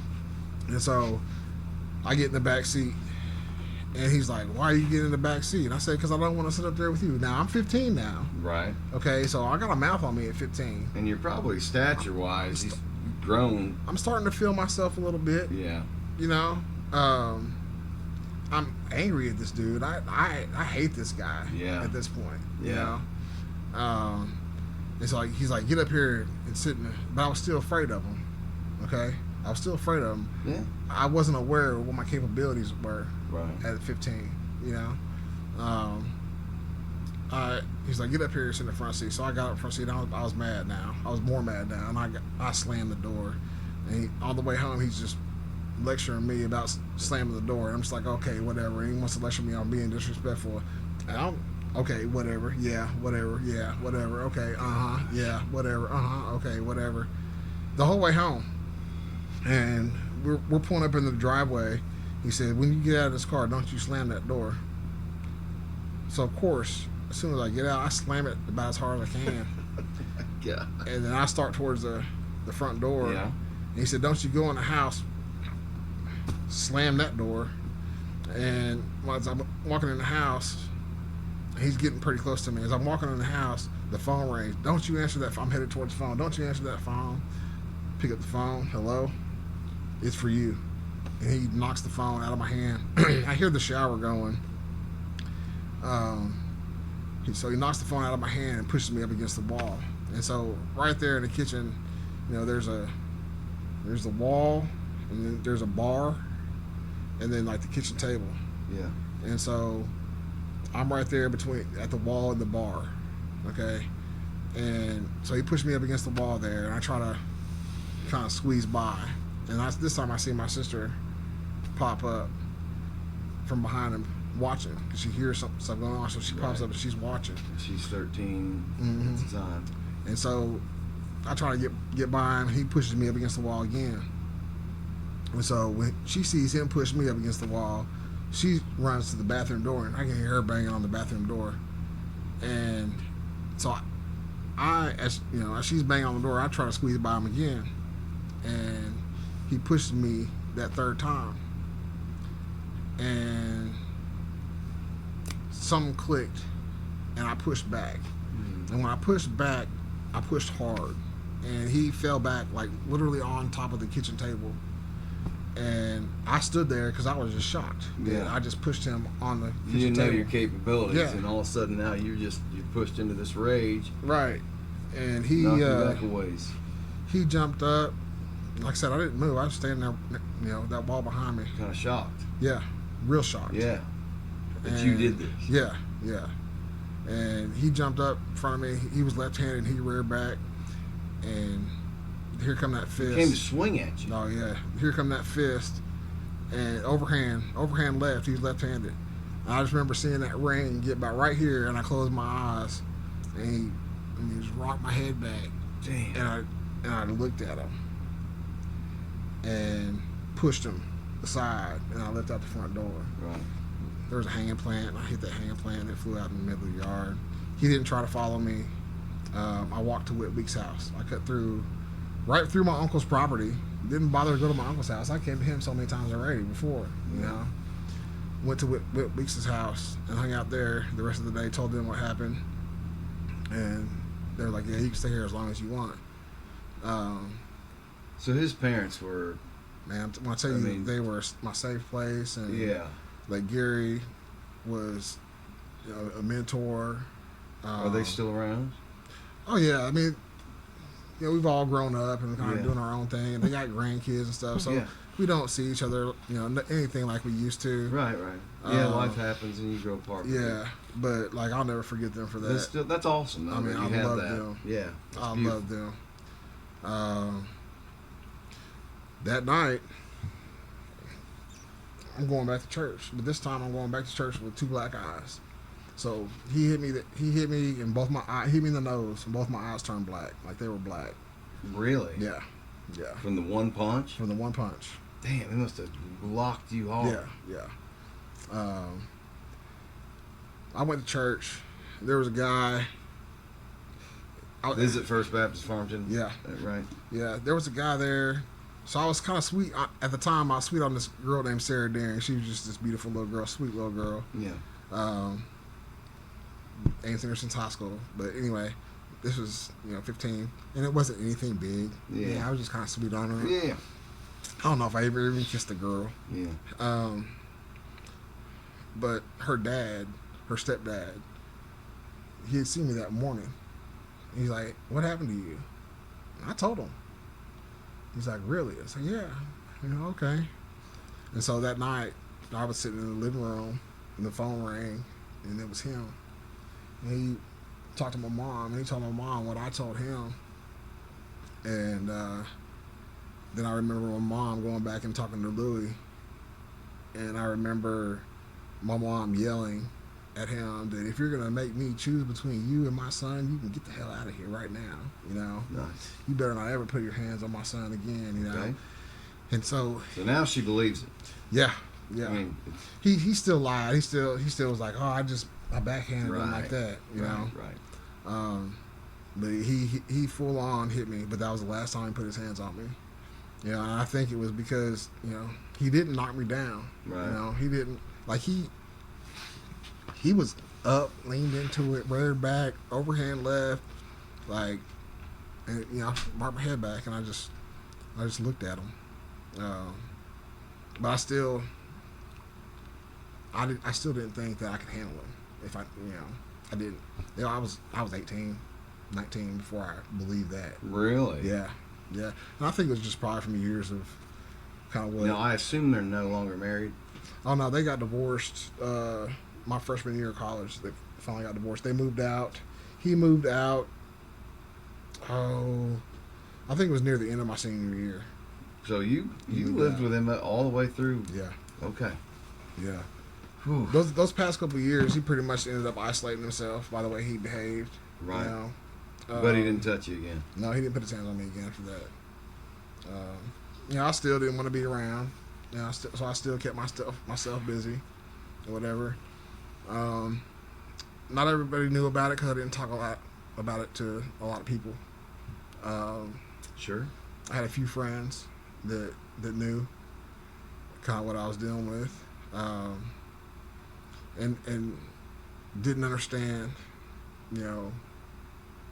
the gravity of the situation, But anyway, I continued to, go through life, go through high school. I never. Let me back up. I had one girlfriend from 5th grade. I gotta tell you that. From 5th grade through high school, I had one girlfriend who we didn't break up or end because of my race. And that was, I just didn't treat her right. But so back up to 5th grade, a couple of weeks into school, like I said, hanging out with my cousin a little bit, connected with this girl named Casey Key. Mm-hmm. That man, I'm dropping names. People are gonna be, if anybody sees this, they might be mad, but it is what it is. Is that Cass's sister? Yeah. Right? Yeah. So yeah, they lived off of Hunter Street for a while. Yeah. Yeah. That's all right. I lived in that little brown house right next to it. Okay, so my For a long grandma lived, what's that street that comes right down off, like right there right when you turn on 100, that immediate left. Yeah. You go over that little bridge. I know what you're talking about. I can't tell you the street, but yeah. My grandparents, that little bridge right there. Yeah. My grandparents live right there on that curve. Okay. Yeah. Yeah. Yeah. So anyway, I got off the bus. So I got connected with Casey Key, and she was my little girlfriend, 5th grade. Okay. Yeah. I think she was my girlfriend for about 2 weeks, and then I got get off the bus one day, and my aunt Donna, this is Shauna's mom, is in the living room. I remember her and Grandma being there. There may have been another adult there, but I don't remember. But I remember my aunt Donna was like, how's school going? Like, it's going okay. You know, I heard you got a little girlfriend. Yeah, well, I'm here to talk to you about that. I said, okay. She was explaining to me that Casey's mom, I think it was her mom, called Donna, and she had learned that her and I were boyfriend and girlfriend, and that she did not want her daughter dating any black kids, going out with a black kid. Sure. And I they could look at me, and I took it well, I think, the way, but I was broken inside. It broke my little heart. Yeah, to judge somebody. I mean, if you're a bad person and whatnot, I mean, that judge somebody on their character, not the race. Yeah. But Yeah, and then so the next year was Tanya Foshi's. Oh man, I don't care. I'm dropping them. Tanya Foshi's parents, and that was 5th grade. That was that late 5th grade or 6th grade? It might have been late 5th grade when I started having a little. It all runs together after a while, doesn't it? And we kind of, we were kind of a thing off and on through, kind of reconnected over and over again throughout high school. I remember at one time, I think in junior high, that her mom threatened to move her to Greenland if she didn't quit talking to me. And so I was like, nah, we can't talk because I don't want to have to see you. And it was a racial thing, not a 100%. behavioral thing. Oh, 100%. Okay. 100%. So same thing happened with Molly Parks. 4 months maybe before her mom and dad. I can't remember who was the primary on that one, but for her mom and dad was like, and then briefly Heather Dennis. And I remember one night, and all of these girls on some level acted defiant, except for Casey. We were so young, but like everybody else, they resisted what their parents were doing until a parent squeezed them tight enough that, like, okay, well, I gotta let this go. Sure. Your parents have complete control over you. I mean, you're financially dependent. You're dependent on everything. Yeah. Absolutely. And so it's a helpless thing when you're. Yeah. And then Heather Dennis briefly, and then Mandy Van Zant. And Mandy Van Zant, like, that was one that I liked her. I ended up liking her brother. Me and Ryan became pretty good friends. Yeah. In high school, Mandy was cool. She was an athlete. She was good at basketball. Yeah. So I met her in the spring of, I think, my freshman year at a track meet. And, I guess that's when we kind of connected. I had met her during basketball season. But, and then they ended up moving to Farmington that year. And, of course, Ryan rebelled. He was mad. They sent him off to military academy because he's already a freshman going into 10th grade. Now you're going to move me to our rival school, which I kind of get that, But so he kind of rebelled and did his own thing. But so then Mandy and I started hanging out, and her parents, like, they would allow me to go over their house, and like I ate meals over there. Mm-hmm. I swam in their swimming pool. I go have movie night and watch movies with Mandy, and we had a bunch of friends over there and hang out. And so no resistance from the parents there. Early on. Okay, so we probably were boyfriend and girlfriend per se, like probably like 10, 11 months, and that was the longest at that point that I'd ever had a girlfriend. And what grade is this? So this is 10th grade. Okay. Most of 10th grade. Are you driving? Yeah. Okay. I start driving, so I'm going over to their house. Yeah. And hanging out, and then Ryan comes home, and we continue to date. I mean, it might have been more than a year. And then one day, Manny tells me that we have to break up. I'm just like, okay, what's the deal? And she told me, and I was like, okay. And so her dad was a fire investigator, and so he would be gone a lot, all over the place, all over the region, investigating fires. And so this particular day, Anita was there, and Anita took me out to, they had a Ford Explorer in their barn, and she took me out there and started the car, and we sat out there for probably an hour. Who's Anita? Anita was Mandy's mom. Okay. Yeah, Mandy's mom. Okay. And she just kind of went through, what they've been going through as parents, as far as the community. People in the community knew that me and Mandy were boyfriend and girlfriend. We would hold hands in public, little public displays of affection and whatnot. Sure. Well, Randy and Anita had other adults in Farmington approaching them saying, hey, do you know your daughter's going out with a nigger? Or do you know your daughter's going out with Sonny Moss? Are you going to allow that? You're going to put up with that? So societal pressure. Yeah. For a long time, according to Anita, she dealt with that for a long time and told people over and over again, Hasani is a good kid. Good. He treats my daughter as well as any of these other white kids treat her. Fair. And judge on your that character. made me feel good. Yes. In that conversation that she said that. But they were at a point where they were just tired of it, And I remember feeling bold enough somehow to confront Randy, her dad, about it. Because I was still friends with Ryan. Yeah. And I remember standing outside his bedroom door, and he's in his bedroom door, and I think he just got home, and he's probably getting some stuff together, getting settled, what have you. And I asked him, I was like, man, what's up? I mean, all this time, what did I do? And he was like, you didn't do anything. He's just like, it's over. I'm done. He's like, I'm not going to have the conversation with you. And I kept trying to push it, but he continued to keep his cool. He was firm that he wasn't going to have the conversation, but that it's over. And because of societal pressure. That was my understanding. Now, I don't know how he really felt about it deep down. And I say that because this is crazy. You're starting to be Jerry Springer here. That's not what I intended this to be. But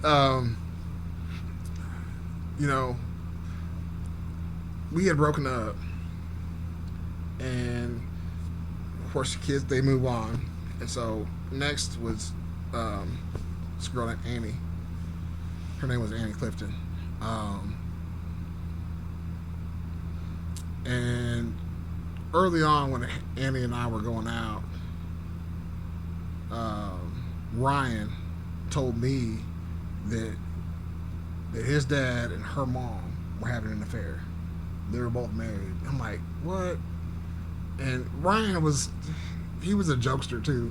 He was a practical jokester, prankster, at the same time. So he's talking about his dad? Yeah. So I didn't know whether to know always to believe him. He was full of shit. Right off the top, yeah. And so I kind of blew him. I was like, yeah, whatever. He's like, I'm telling you.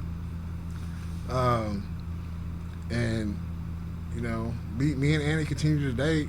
Lo and behold, those two families get divorced, and Patty and Randy end up getting together and getting married. So it's true. Yeah. I assume it was. If that was the outcome, then... Yeah. Jeez. And so I said one time. Everyone except for one time. And I kind of keep Annie as that one time, because while Randy was starting to influence, what was going on in that family, I'd already cheated on Annie and treated her like I shouldn't have treated her. You know what I'm saying? And so we kind of parted ways there. But there was a lot of resistance from dating. These girls that I was going to school with. We eventually kind of... Yeah, man, I can't even hardly wrap my head around that.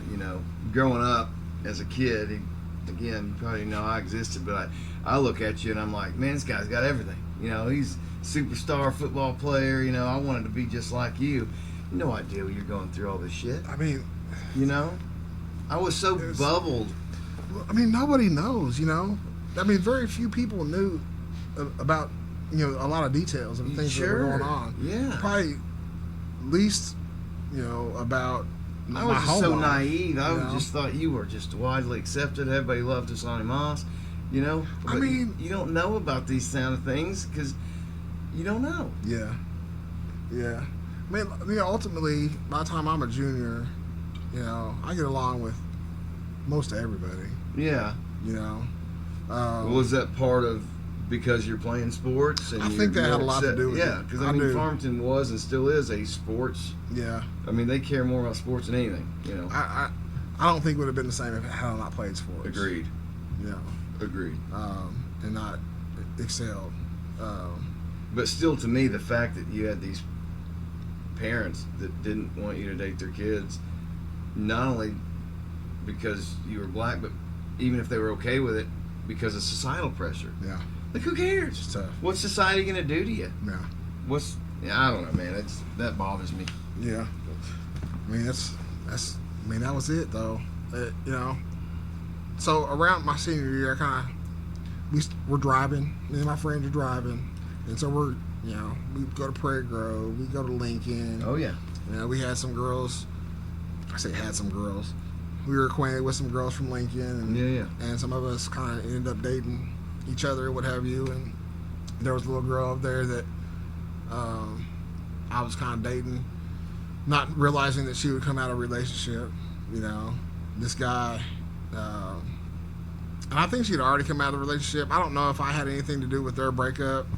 I don't think I did. I think it was just kind of coincidental as far as the timing went. Sure.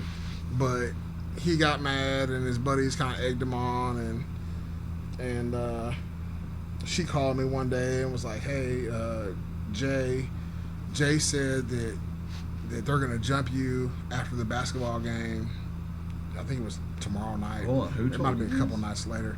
This little girl I was seeing in Lincoln. Yeah. So she finds out about this and gives you a heads up. Yeah, she gives me the heads up. And so I come back to school the next day, and I'm telling everybody. I'm telling all my football teammates. Right. I'm telling everybody. They're like, "Oh yeah, we're going." And at this point, you're getting along well with the football team. Yeah. I mean, at this point, I'm getting along well with everybody. Now, I don't want to say that I was just this great guy in high school. Okay. Sure, I was a piece of shit in high school, man. Everybody I changes. treated a lot of people like shit. Sure. You know what I'm saying? A lot of us. And I'm did. sorry. It just. Same here. You're selfish. I don't have an excuse for when it. You're a kid, you got nobody to worry about but yourself. Yeah. It's why, like for me, like I was a completely selfish person till I had kids. Kids changed me. Man, no. When you have somebody else that is more important than you and you're responsible for them, it changes your life. Yeah. But Absolutely. a lot of us did stupid shit in high school, man. It happens. Yeah. It doesn't make you an evil person, but it makes you a selfish person. But that's kind of what it is to be a teenager too. Yeah. There was this guy named James that people just used to give a hard time. I think everybody assumed that he came out of poverty, and he was super high metabolism. So he's this tall, bone skinny guy. You wondered if he had any food, and people. He was super quiet, super nice. I mean, was nice as anybody could be, but everybody was always on him. And I just happened to be one of those kids sometimes that would give him shit. I remember I kept running into him at a gas station a couple of years after high school. And I was like, "Hey man, look, I'm sorry. I know. I was a piece of shit. I treated you like shit. I'm sorry. I've got a lot of guilt for a lot of shit I did in high school too. Yeah, and so, but anyway. So you're gonna you get the news you're gonna get jumped after this game. Yeah. You're telling everybody. I'm telling everybody, and everybody's like, "Oh yeah, we're gonna be there. We're gonna be there." And I remember before the game just being so amped up. Was the game in Lincoln? It was in Farmington. It was at Farmington. And it was my understanding, one of the guys, I'm calling out names. So Jay Hammond was the guy that was supposed to jump me, and his buddies, I guess, and this other guy named Jason Barker had come over to the student section. He was talking shit, and we all understood that it was going to be after the game out in the parking lot. Okay. I had told him initially, like, I'm not looking for a fight, but if you're out there and that's what I got to do, then it is what it is, And so So I just remember being really pumped up for the game. I think Coach Davis thought I was just ready to play, you know. But I was just thinking about after the game. But I know I had that look in my eye. But I think I fouled out in the third quarter of that game just because I was just so amped and ready to go. Did you have a good game? I don't recall. I don't think I had a great game. I found out pretty early in the game. It was either late third quarter or early fourth quarter. I fouled out. But I was being hyper aggressive. Yeah. You know? Well, I mean, before you fell out, you don't remember if you were. I don't remember if I had a good game. You were amped. Yeah. Then we're going through the, you go through the line. Good game. Mm-hmm. And so I got to that second or third good game, and something hit me in the side of the head, and I thought it was a basketball initially, because sometimes after the game, the basketball would be flying around, and then I felt an arm grab on my shoulder, and I got hit again, and so I spun on him and just started swinging. Well, is this on the court? On the court. After the game, we're going through the game. Shake hands, shit. So I start swinging on him. Oh my! And we end up going down to the ground. I'm later told that some people were watching him, and they saw him. He got up, he turned his hat around backwards, and he came running out on the court and just hit me. And then and then he grabbed me and hit me again. Like I said, I turned around, started swinging on him. And we went down. I came down on top of him, and I was. This is a crowd's there still. Yeah, people still. And so the students, and the students were. They knew what was going to happen after the game, and so a bunch of them were already started towards the parking lot. But they were watching, and they saw that, and the students circled us first. Like, the students got there and blocked out the adults for a little bit, right? So I'm on top of this guy, and somebody grabs me by my neck and is pulling me back. I later learned that was that Jason Barker guy, and David Duncan ends up grabbing him and drags him outside of the circle and puts a little something on him while I'm in the circle on top of this Jay Hammond guy. And then Ryan Van Zant, he had started a volunteer fire department, and I'm convinced that he was going to be the hero. And so at about the time that the parents were coming through the students to break it up, he jumped on top of me, so just kind of flattened me on top of this kid. Yeah. He was a big kid. Van Zant was a big kid. Oh yeah, big kid. And then I had somebody grab my ankles, and I just came out of that pile like that. And I jumped up on my feet, and about that time, Rick Baring's dad, I don't know if you remember Rick, but his dad and then Gary Weeks, they had me sandwiched between it, and they were holding each other, and I was in between them, and they were holding me so tight I couldn't get out. But there goes Gary showing up again, Yeah. But that was really, I think that's the only time I got in an actual fight with anybody from out of town. Of course, I was expecting to be in the parking lot, but I think dude knew that if we would have went out in the parking lot, that it would have been bad for all of them. Yeah. They would have got. You were prepared. I mean, they had probably 5, 6 guys ready to go, and we had 20 at least. Right. You know what I'm saying? Yeah. So he did the smart thing, the thing that was the safest for him to do at that time. Well, call it smart, but yeah. There was other little incidences here and there with in athletics with other schools where other people would call me out my name. And early on it hurt. Early on it frustrated me. I remember the first time it happened in 5th grade. A kid, I had stolen the ball from him, and the kid pushed me down and called me a nigger when he pushed me down. And Gary Weeks was my coach, and he had already begun to know that this guy got a little bit of a temper. And so he was out there quick before I could get to him, do anything. I was on my way. He grabbed me up. That was the first time I think he grabbed me up and carried me to the sideline. I was like, but he said this and that. And he was like, I know, but we can't do that. We can't retaliate. We can't do that. He was, man, I love him so much. But, 5th grade, 8th grade against West Fork, very emotional.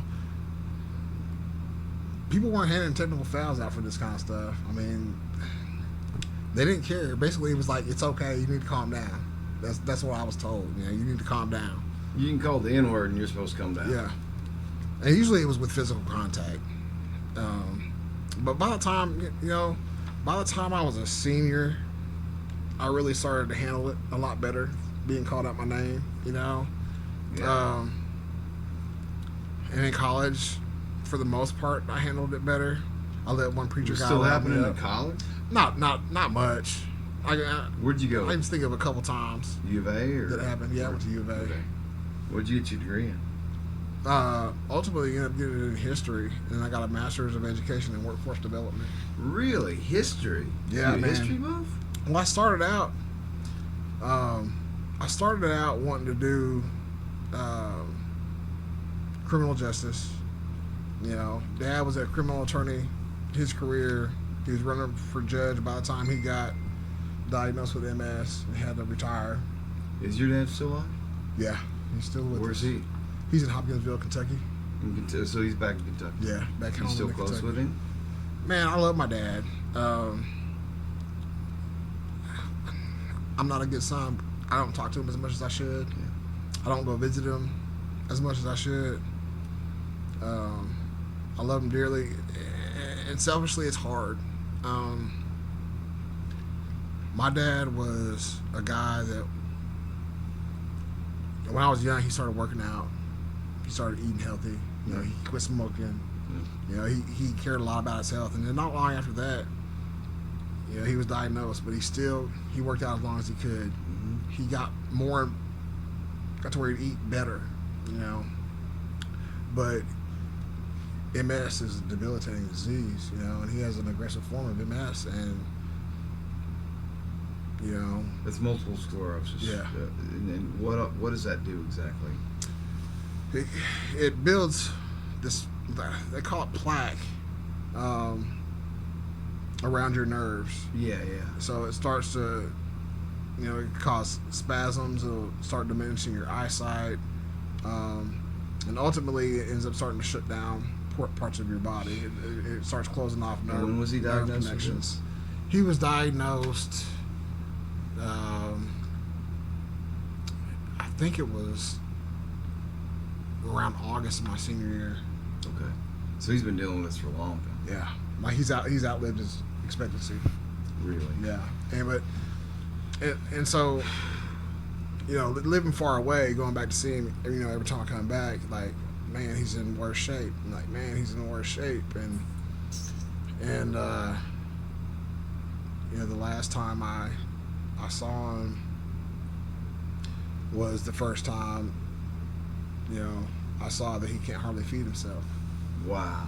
You know, and Is he married? oh no, he's he you know, he had remarried, but But he's living. He's on his married own. an evil woman.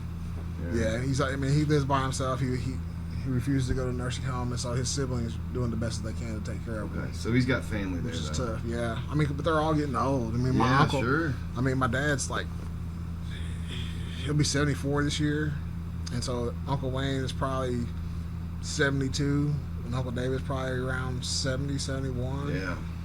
You know, and his sisters they're the baby sisters. They're right there behind them. Yeah. You know, it's like boom, boom, boom, boom, boom. And so everybody's getting old, and I know it's hard on them. And like my dad, he can't, you know, from my understanding, he can't hold himself up anymore. So he's, you know, he depended upon everybody to do everything for him. Yeah. You know, and it's hard. Yeah, And it's selfish of me to not want to see that. You know, I don't know for sure, but you know, the last couple pictures that I've seen of him, it looks like he's losing his eyesight. It looks like you know, I don't know. I know his eyes were really bad, you know, the last time I saw him. Right. But you know, he described that he could kind of see a person standing there, but he couldn't figure out who it was. You know, he waited for that voice. Jeez, man. And so, shame on me for not going to see him since about 3 years. But yeah, I started to go the criminal justice route, and I got out of high school. Experimented a little bit with weed in high school, not a whole lot, just here and there. But I got out of high school, man, and I had access. I had easy access to weed, and me and some of my friends just became weed heads, and we smoked and did stupid shit a lot, and went to school and wasn't serious about school, going for criminal justice. But I go in there just lit up. I take weed on campus on with me and smoke in between classes. Going to class smelling green, just irresponsible. Yeah. And I met a guy. Were you paying for yourself, or do you have any scholarship, or how that? No, I was. The first year my parents covered. Then my dad retired because he couldn't work anymore. Right.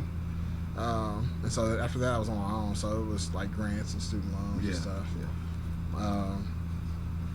Just irresponsible. On my 21st birthday, I met a guy that I became pretty good friends with, and he had gone into the National Guard. So I saw that he was kind of making some money in the National Guard. Always had money in his pocket, I was like, man, I need to try something like that. And if I'm going to go like law enforcement, FBI, U.S. Marshal type, because that's kind of my idea at the time. Yeah. I was like, that could be a benefit to me, And so I signed up, and I went, and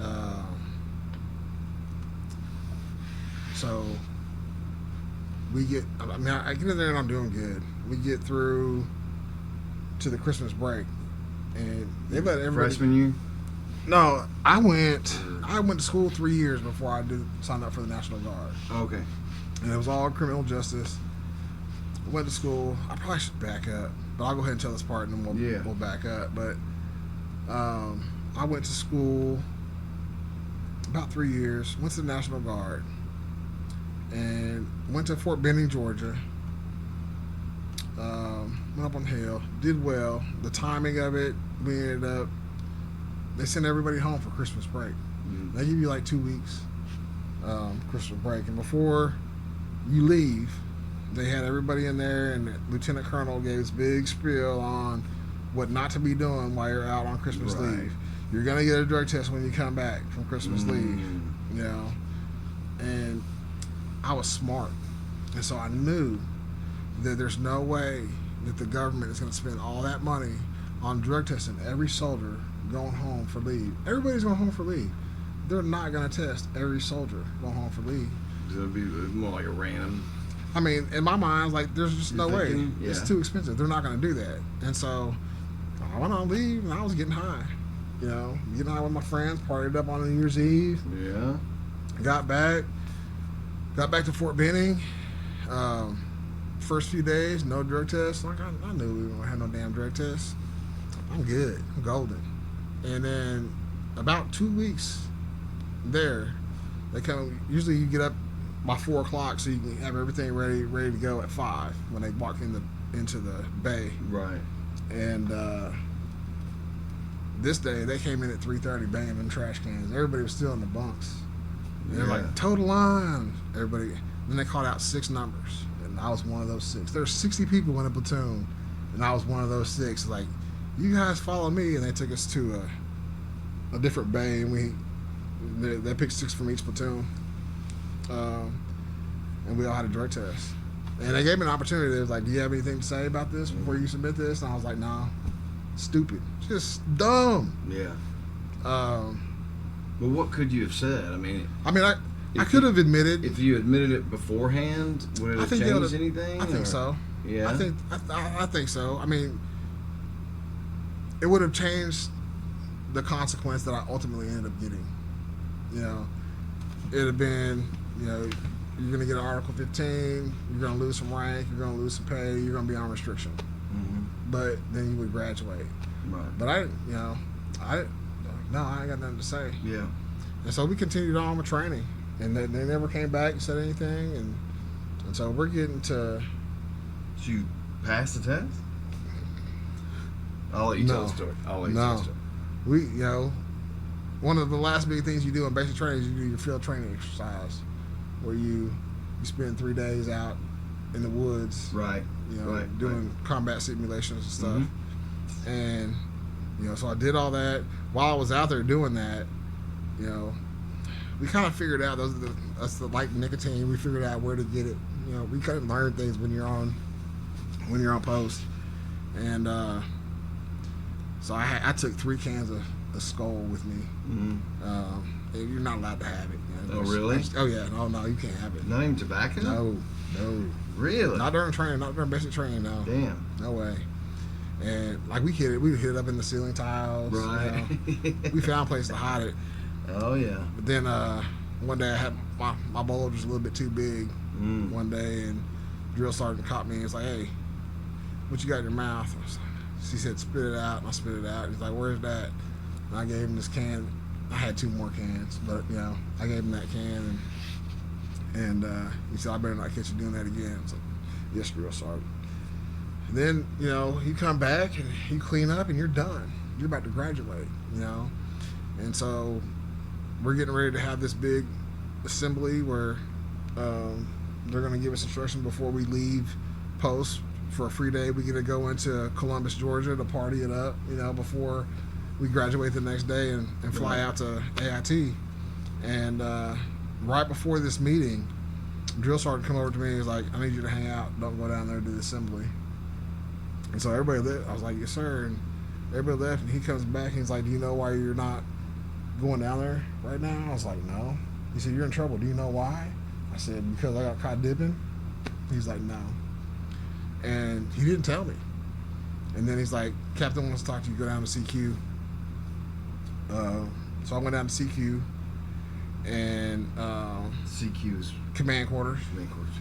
And first sergeant was in there, and I was like, "Private Moss, here to see Captain." He's like, "That's you?"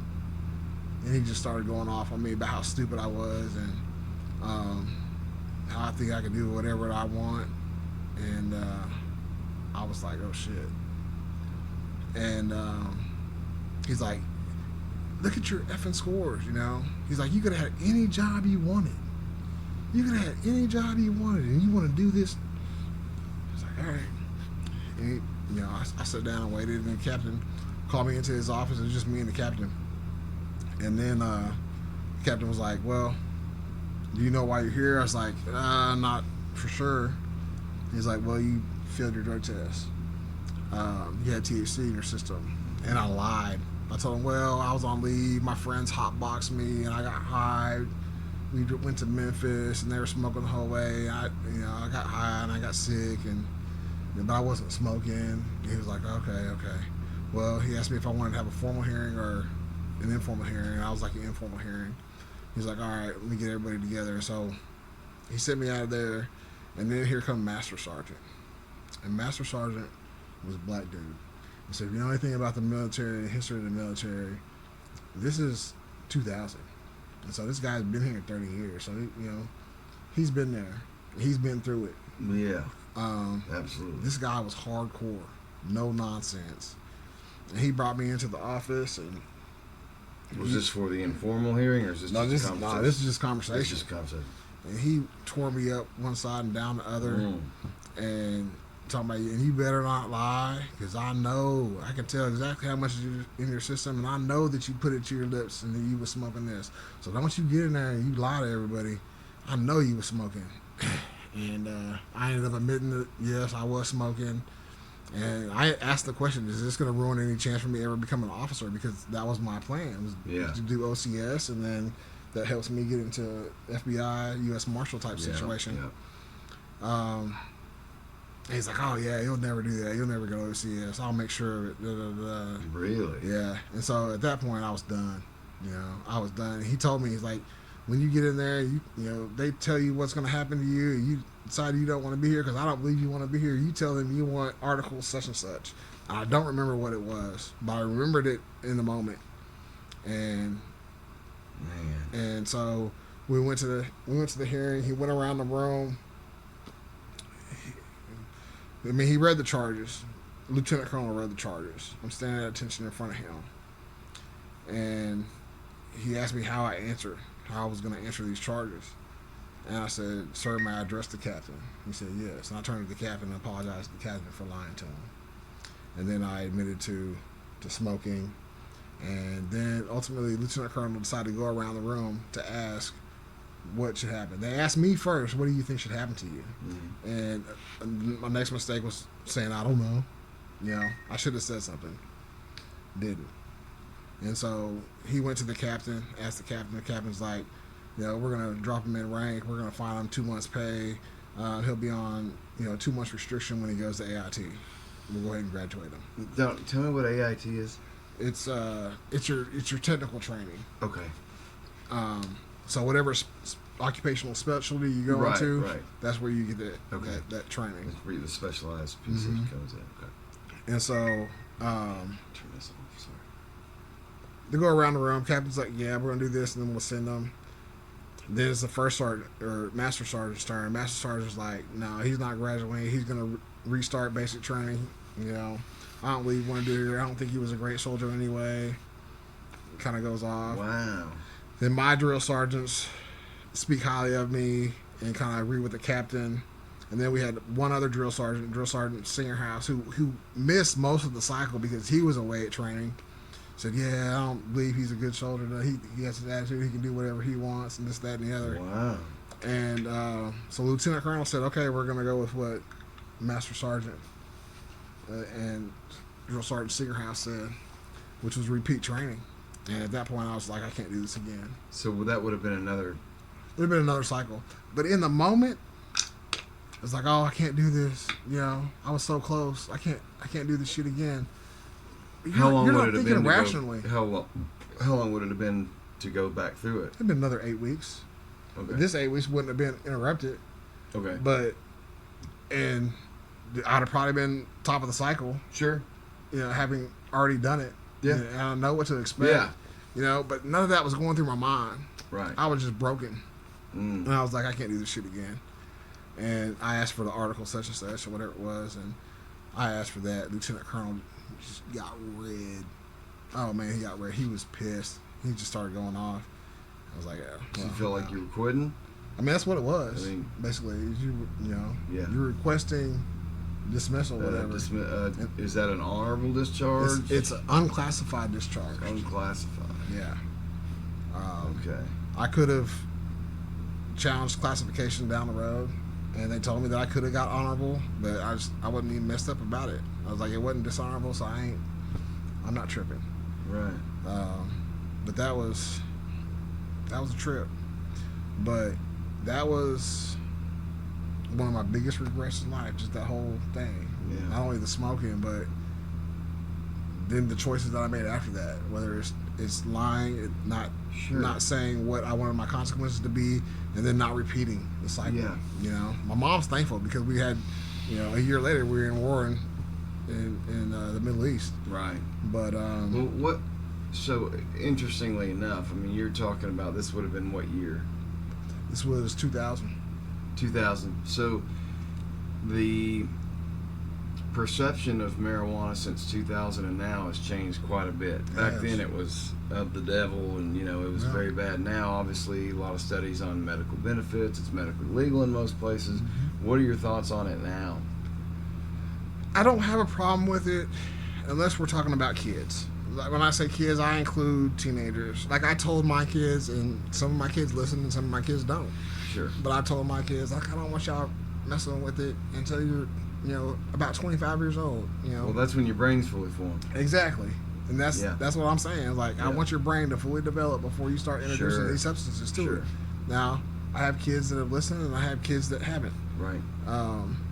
But it is what it is. Let me ask you this. If your kid's out doing something, would you rather them be doing marijuana or drinking? I'd rather be smoking. Yeah. Same. I think alcohol is one of the most dangerous things, and I'm an alcoholic. I admit it. I was on hard stuff for a long time. That was one of the ultimatums my wife gave me. She said, "Cut the whiskey, we're done." Yeah. But I still struggle with it, and it's one of those things I try to pound my kids in every day. This is not healthy. It's not good for you. It used to be glorified when you were growing up. Adults glorified it. We're gonna have a party, we're gonna have a drink, and kids. you looked at it like it was cool. Yeah. And as a 43-year-old adult now who struggles with it, it's not cool at all. Yeah. But I've never seen any addictive properties with marijuana like I have with alcohol. Mm-hmm. Not to mention that I feel like you're almost more paranoid and more cautious on that kind of stuff. Yeah. Whereas alcohol can just destroy lives. Yeah. You heard Matt Mahan's story. Yeah. That to me is one of the most powerful stories I've ever heard. Yeah. Aside from yours, I mean, this is wild stuff. Your story. So, yeah, I totally agree with that, with your sentiment on alcohol, man. I got a lot of personal experience with it. Some of it I'm not at a place to talk about. Whatever you're comfortable with, man. I don't personally drink a whole lot. I drink it occasionally. Yeah. But when you're kind of going through stuff, yeah, for me, it's not the right time when you're physically going through it on some level. Yeah. And I'll say that I'm going through the alcoholism issue on some level, right, and have been for some time. But yeah, it's something that's current. We're still trying to work through. We're still seeking deliverance on. But well, man, I'd love to talk to you off camera about that. Right on. Yeah. Right on. But so doing that and coming home earlier than I was supposed to. Right. I was so ashamed. I was embarrassed. I lied to a lot of people about why I was back. I don't even remember what I told people. There's just a select few that I told initially, but as you'll see, like, this has become part of what I tell everybody, and there's reasons for that. So so growing up, I wasn't attractive to black girls. I wasn't attractive to black women. I'll just say that, going through high school, and as I stepped into college, I had no interest in black women. It took me a couple years into college before I started seeing black women as attractive. Why do you think that is? Well, I know it was because subconsciously I associated that with my experience as a child. Babysitter? Yeah. Wow. That's some heavy insight. I didn't. It took me a long time because I don't know. It took me a long time to get to a place where I was attracted to them, which I thought was weird, but I didn't really realize it until, a little bit further down the road. And so, like, I had my first couple of experiences dating black women. My first few years of college. Another thing that was in college that kind of threw me off with women was when a woman was aggressive. Like when a woman would say, "Hey, I see what I want." Pursuing you. Yeah. Well, they would be forward about what they wanted to do, yes, and like, absolutely. "Hey, let's go." Yeah. Whereas a lot of my peers would be like, "All right, let's go." Like, that's one thing that I just completely shut down. Like, I would run from it. Really? I would later learn that was part of the traumatic Yeah. experience that is. Yeah. Wow. But I would later learn it. But I didn't understand at the time. But there was a few black girls that I had dated in college. But like I said, it was a long time before I ever saw a black woman as being attractive. So there's that. But then, so that was 2000. Come out of 2000. That summer I worked with a good buddy of mine's brother who was in construction, and I spent the summer framing. Had a month where I did a line of meth crystal at breakfast and at lunch with the guys on the crew. Are you serious? Yeah. Okay, I've never done it. What does that feel like? Like, what's the experience like on Well, meth? so this What stuff does it do? this stuff wasn't your old Arkansas meth. Right. It was crystal. Yeah. I mean, it was pure So it's crystal. potent shit. It was white crystal. Came from California. There was a guy on the crew from California, so I guess that was the connection. I didn't ask too many questions. Yeah. Yeah. But this buddy of mine, you know, we're college age kids, so we go out and party. And one thing that we do on occasion is we both do a line before we go out to drink. And we drink like fish all night and be able to maintain, you know, and then have to come home and smoke a ton of weed so we can come down so we can sleep. Right. You know. So you take the upper, then you take the downer. Yeah. So, yeah. But man, just generally, the upper, it makes you feel good. It makes you feel like you have a lot of energy. Mm-hmm. You can get a lot of things done. It makes you focus. A lot like Adderall. Right. It makes you focus. Okay. And you can go and go and go and go. If you got to be up for extended hours, then there's your supplement that'll help you stay up for hours. And so I use it recreationally here and there, not a whole lot.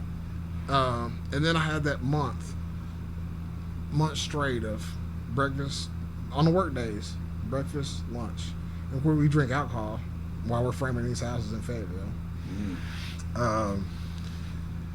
And then near the end of the month, I started to feel bad. Like I didn't eat as much as I should be eating. I wasn't drinking. Does it suppress your appetite? Oh yeah, big time. Really? Oh yeah, big time. Like I quit eating. I'm sure I lost weight. I wasn't really tracking my weight or anything, but I'm sure during that time I lost weight. Well, shit, if you're not eating, you're gonna drop some pounds. Yeah, and I just remember at the end of that month, I just felt sick. You know, I was like, yuck, I don't feel good. I'm not doing it anymore. And fortunately for me, I was able to just not do it anymore. Right. And it wasn't something that I ever wanted to search out, fiend for, or anything like that. I think that's fortunate because a lot of people don't have it that way. Were there withdrawal symptoms or not that I'm aware of? Not for you. Not anyway, for me. So. No. I've heard that stuff can be pretty addictive. Yeah. So maybe you weren't doing it. I mean, I can see why, as far as the desire to have it. But as far as like outside tremors, of shakes, and stuff, you didn't experience. I didn't experience a chemical addiction side effects or anything. Okay. And so not with. So you were done with it. You were able to just stop. Yeah, I was done with that. And I might have used it a few times, with my buddy before we go out drinking. After that, but like I haven't seen that stuff in years. It's been well over 20 years, 25 more than 25 years. Well, that's ago. good. But so. Fall of 2000, it's time to go back to school. I went back to school. Is this when you switched to history? So yeah, this is when I switched to history because I felt like I blew my chance with FBI, U.S. Marshals. Yeah, sure. In hindsight, I still could have went that route. Right. They would have taken me. They would have liked my experience, knowing what drugs are, what they do, what they smell like, how they taste. I mean, what people do. You know what I'm saying? They'd have loved all that. Yeah, absolutely. But in my mind at the time, I just didn't know. And I thought, oh my, it's over with.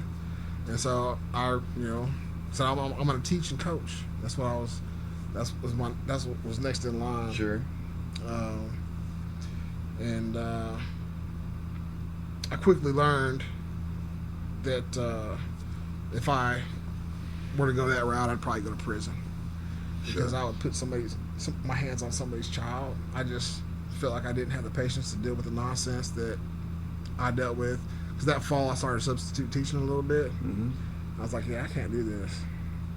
I continued to still pursue it for another probably a couple of years before even more time in the classroom. And I was like, this is not for me. For you. I'm gonna go to prison doing this because I'm gonna put my hands on one of these kids. Yeah. So I can't imagine being a teacher in this day. Oh man, having to deal with parents that are worse than me. I mean, I don't feel like I'm a great parent sometimes. Sure. Yeah, we all feel like that, I think. But you're inadequate in this way or that way, and you're always trying to get better. But to hear stories about teachers that are trying to communicate with parents that they're having issues with their child, and then for that parent to come up and be confrontational with the teacher. Why are you saying this stuff about my kid? I'll raise my kid how I want. Like, that's just crazy to me. That's nuts. Yeah. A lot of parents are unwilling to admit or accept their own failures with their kids. Oh, man. I know I get it, it's parents. tough, but- I know parents who let their kid, like on Saturdays, they just let them on a tablet all day long, which is terrible for kids, you know. And it's easy as a parent to just say, "Oh, just it's laziness." You know, we're all guilty of it sometimes. It's like, "Oh yeah, you know, just go do this thing." But man, there is so, I don't know if you've read any of the studies, but these kids get on tablets at young ages. Babies, Mm-hmm. I mean, getting tablets, and they get addicted to that dopamine rush, you know, and the videos are getting shorter and shorter and shorter, you know, and it's just, you need that constant hit. Yeah. And I really think it's damaged kids in a lot of ways. You know, and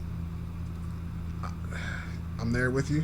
I had a strong conviction about that as a young parent, and fought against phones at an early age. Yeah. I was like, they don't need all that stuff.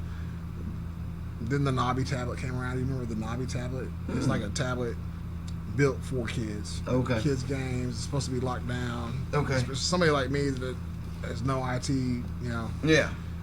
locked down, safe, secure. So yeah, we gave the kids tablets. Then the kids started getting cell phones earlier than I wanted to. I did not buy any of our. Kendrick got his first phone from his grandmother. He was 14, I think. I mean, that's a reasonable age. Um, It really depends on maturity to me. Yeah. You know. He was definitely mature enough for Yeah. it.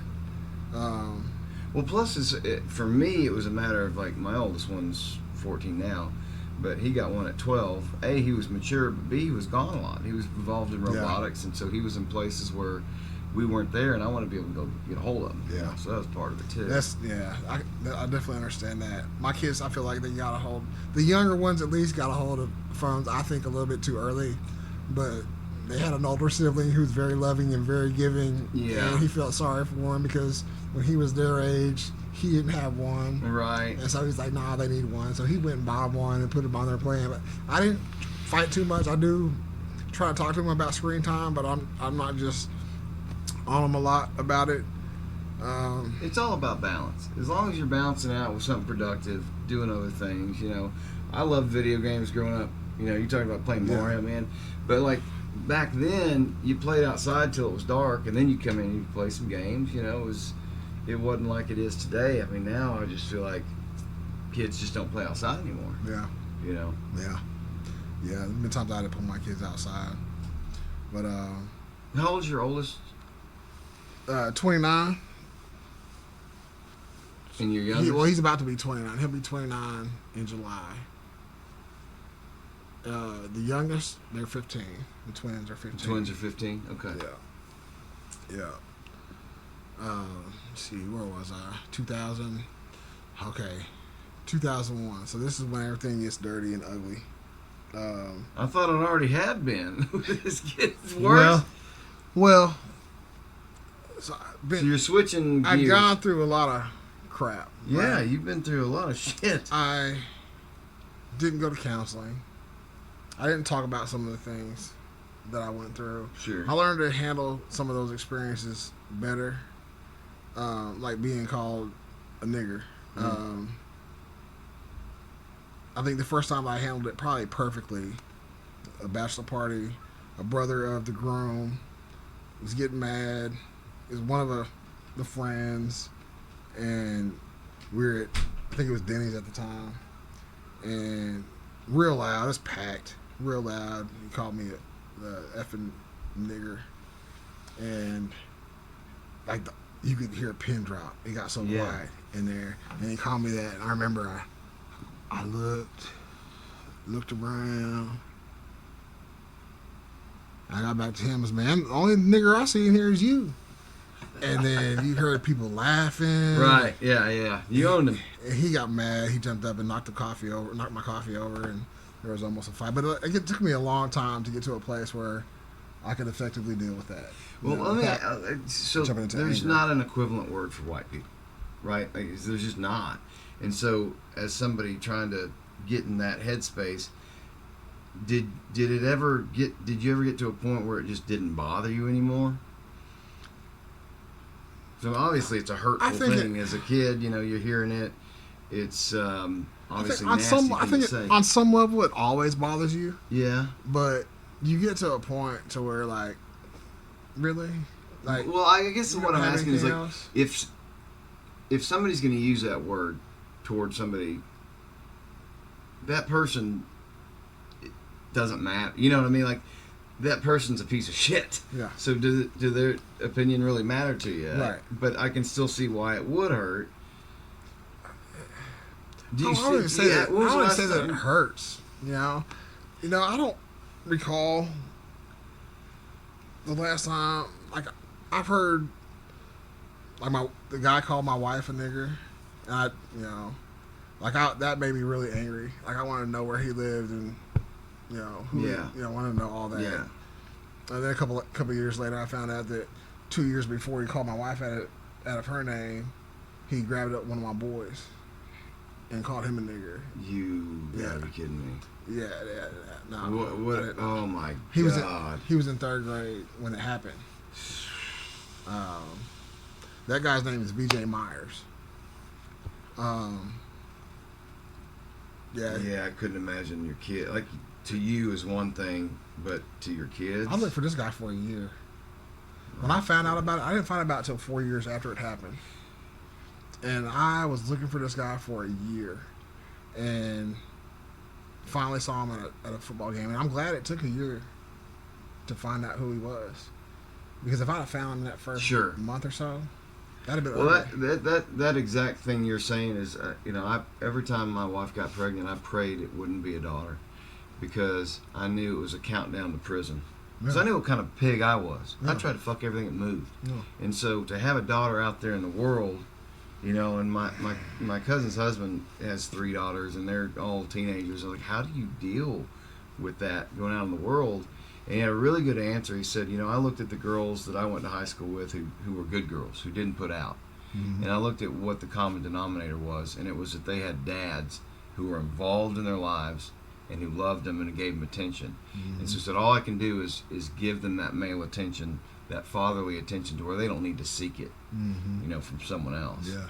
Which is a, really powerful answer. Yeah. But as a parent, and hearing your kid get called that or something, man, that would send me into a fury. Yeah, that's parents, right? Like, don't mess with our kids. No. You know what I'm saying? We'll do some things for our kids we won't do for ourselves. Absolutely. You know what I'm saying? Absolutely, yeah. So it's a different. But yeah, thankfully by the time I saw him, it was just a very carefully worded threat. Right. And he hasn't been around, and as far as I know, he hasn't messed with any of my family members after that day I saw him. So I didn't put hands on him. It got pretty intense. Well,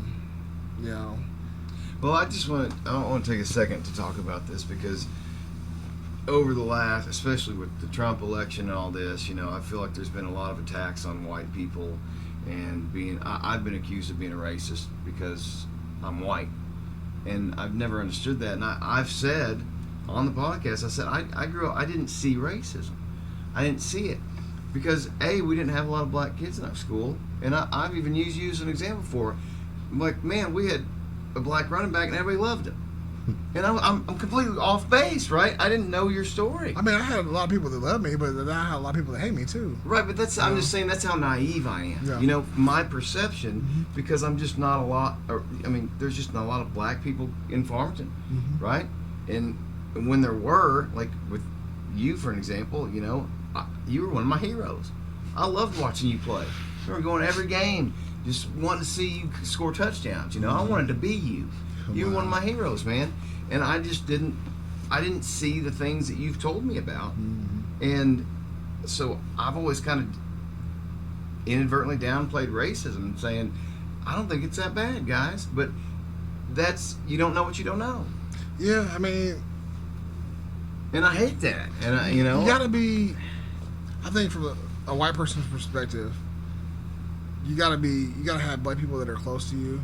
And you gotta be somebody who witnesses it to really get a hold of it. Like I have a really good friend that I love dearly.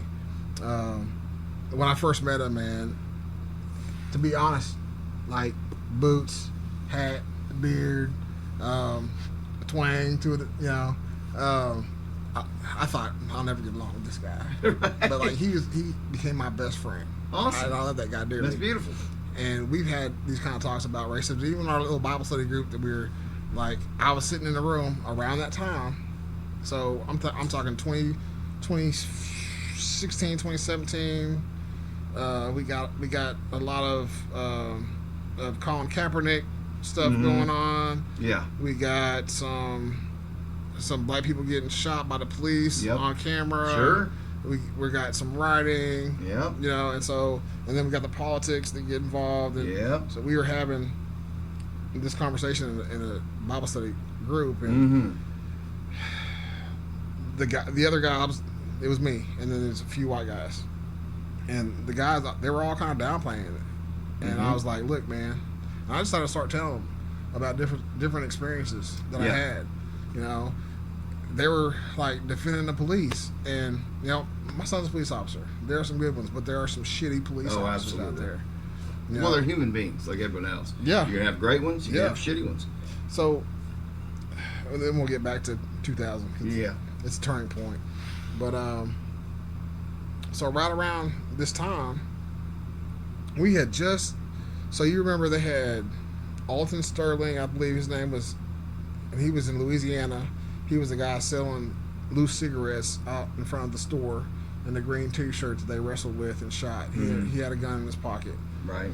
And then you had Philando Castile, who he was the guy up north, and I think I want to say like Minnesota, that had his concealed carry, and he was pulled over with his girlfriend and his daughter, and he told him he had a concealed carry, and the guy demanded his ID, and so he reached for his ID, and the guy shot him and killed him. Yeah. Okay, and then right after that, you had the sniper in Dallas that was taking out police that night. Remember that? Yep. So, like during those times, I mean, with black people, it's all the time, but like there's heightened awareness and a heightened desire to talk to your kids about how to interact with the police. Well, and that is a good conversation to have, because I feel like, do you think black parents make their kids afraid of police or distrustful of police, where when they encounter police they might be defensive or maybe not behave in a way that they should? It's like, you know, for example, if I get pulled over, I get my hands on the steering wheel, I'm respectful, you know, yes sir, no sir. Do you think black kids are just inherently taught that police are bad and therefore sometimes have a defiant attitude? Does that happen sometimes? The black people I know, I can't speak for everybody. Sure. You know, and I don't know. I'm just asking a question. I don't know. The conversations that I've had with the black people that I know. Yeah.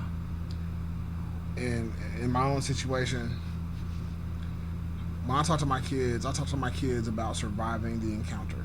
Right. Like, we're gonna do everything we can do to survive the encounter. First of all, don't be doing stupid shit so we don't have to have the encounter to begin with.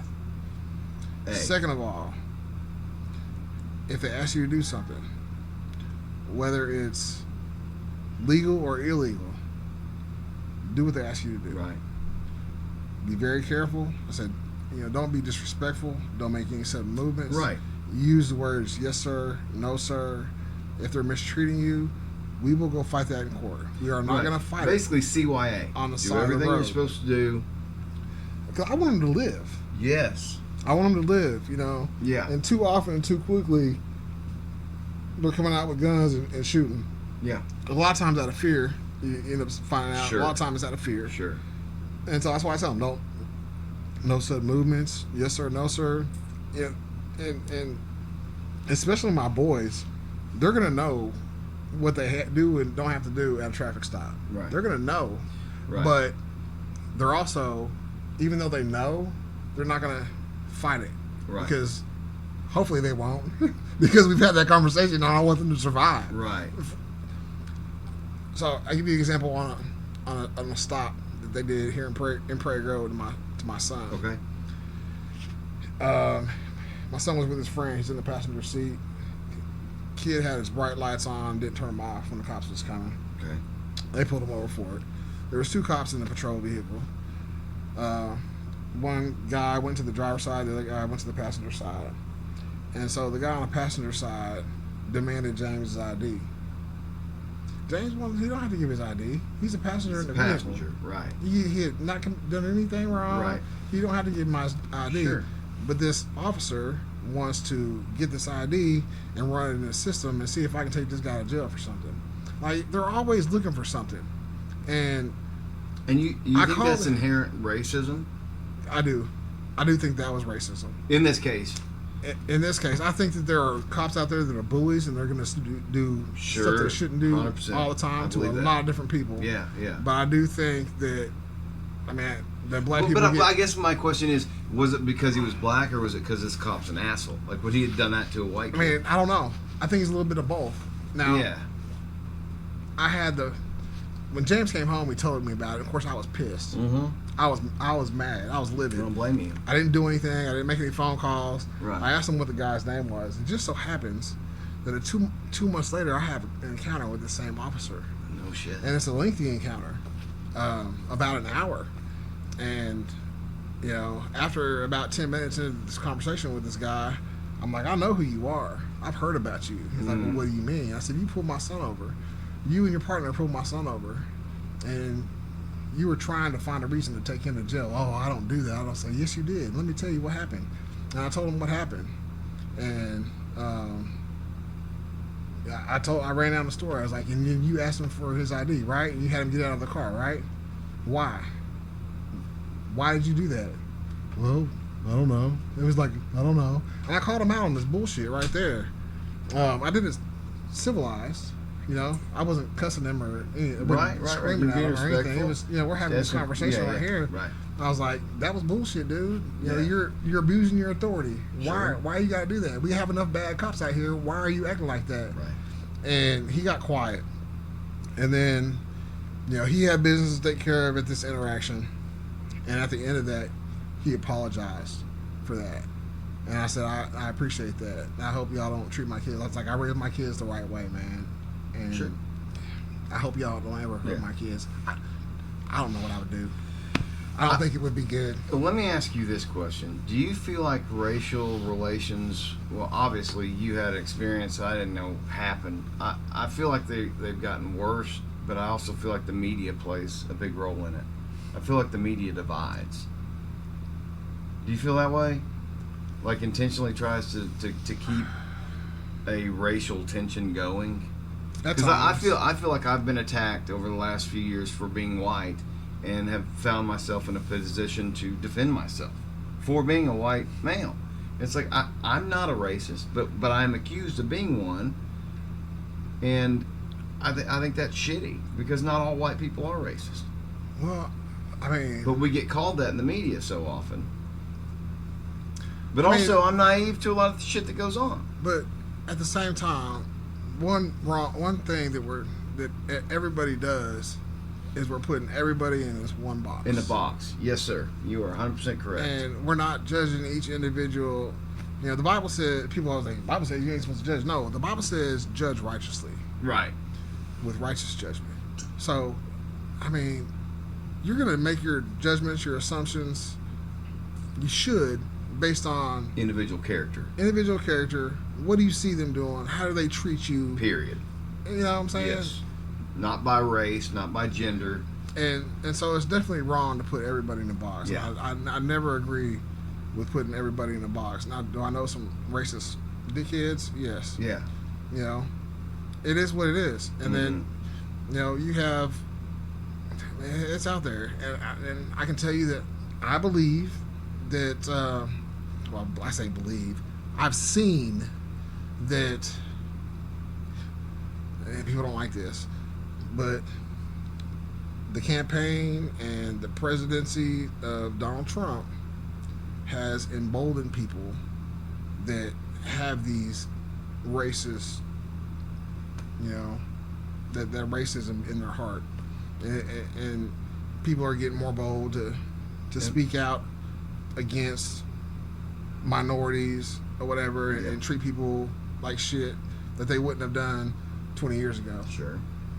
You know what I'm saying? But you would also. I've seen that. Would I've you agree experienced that those people are radicals? I think.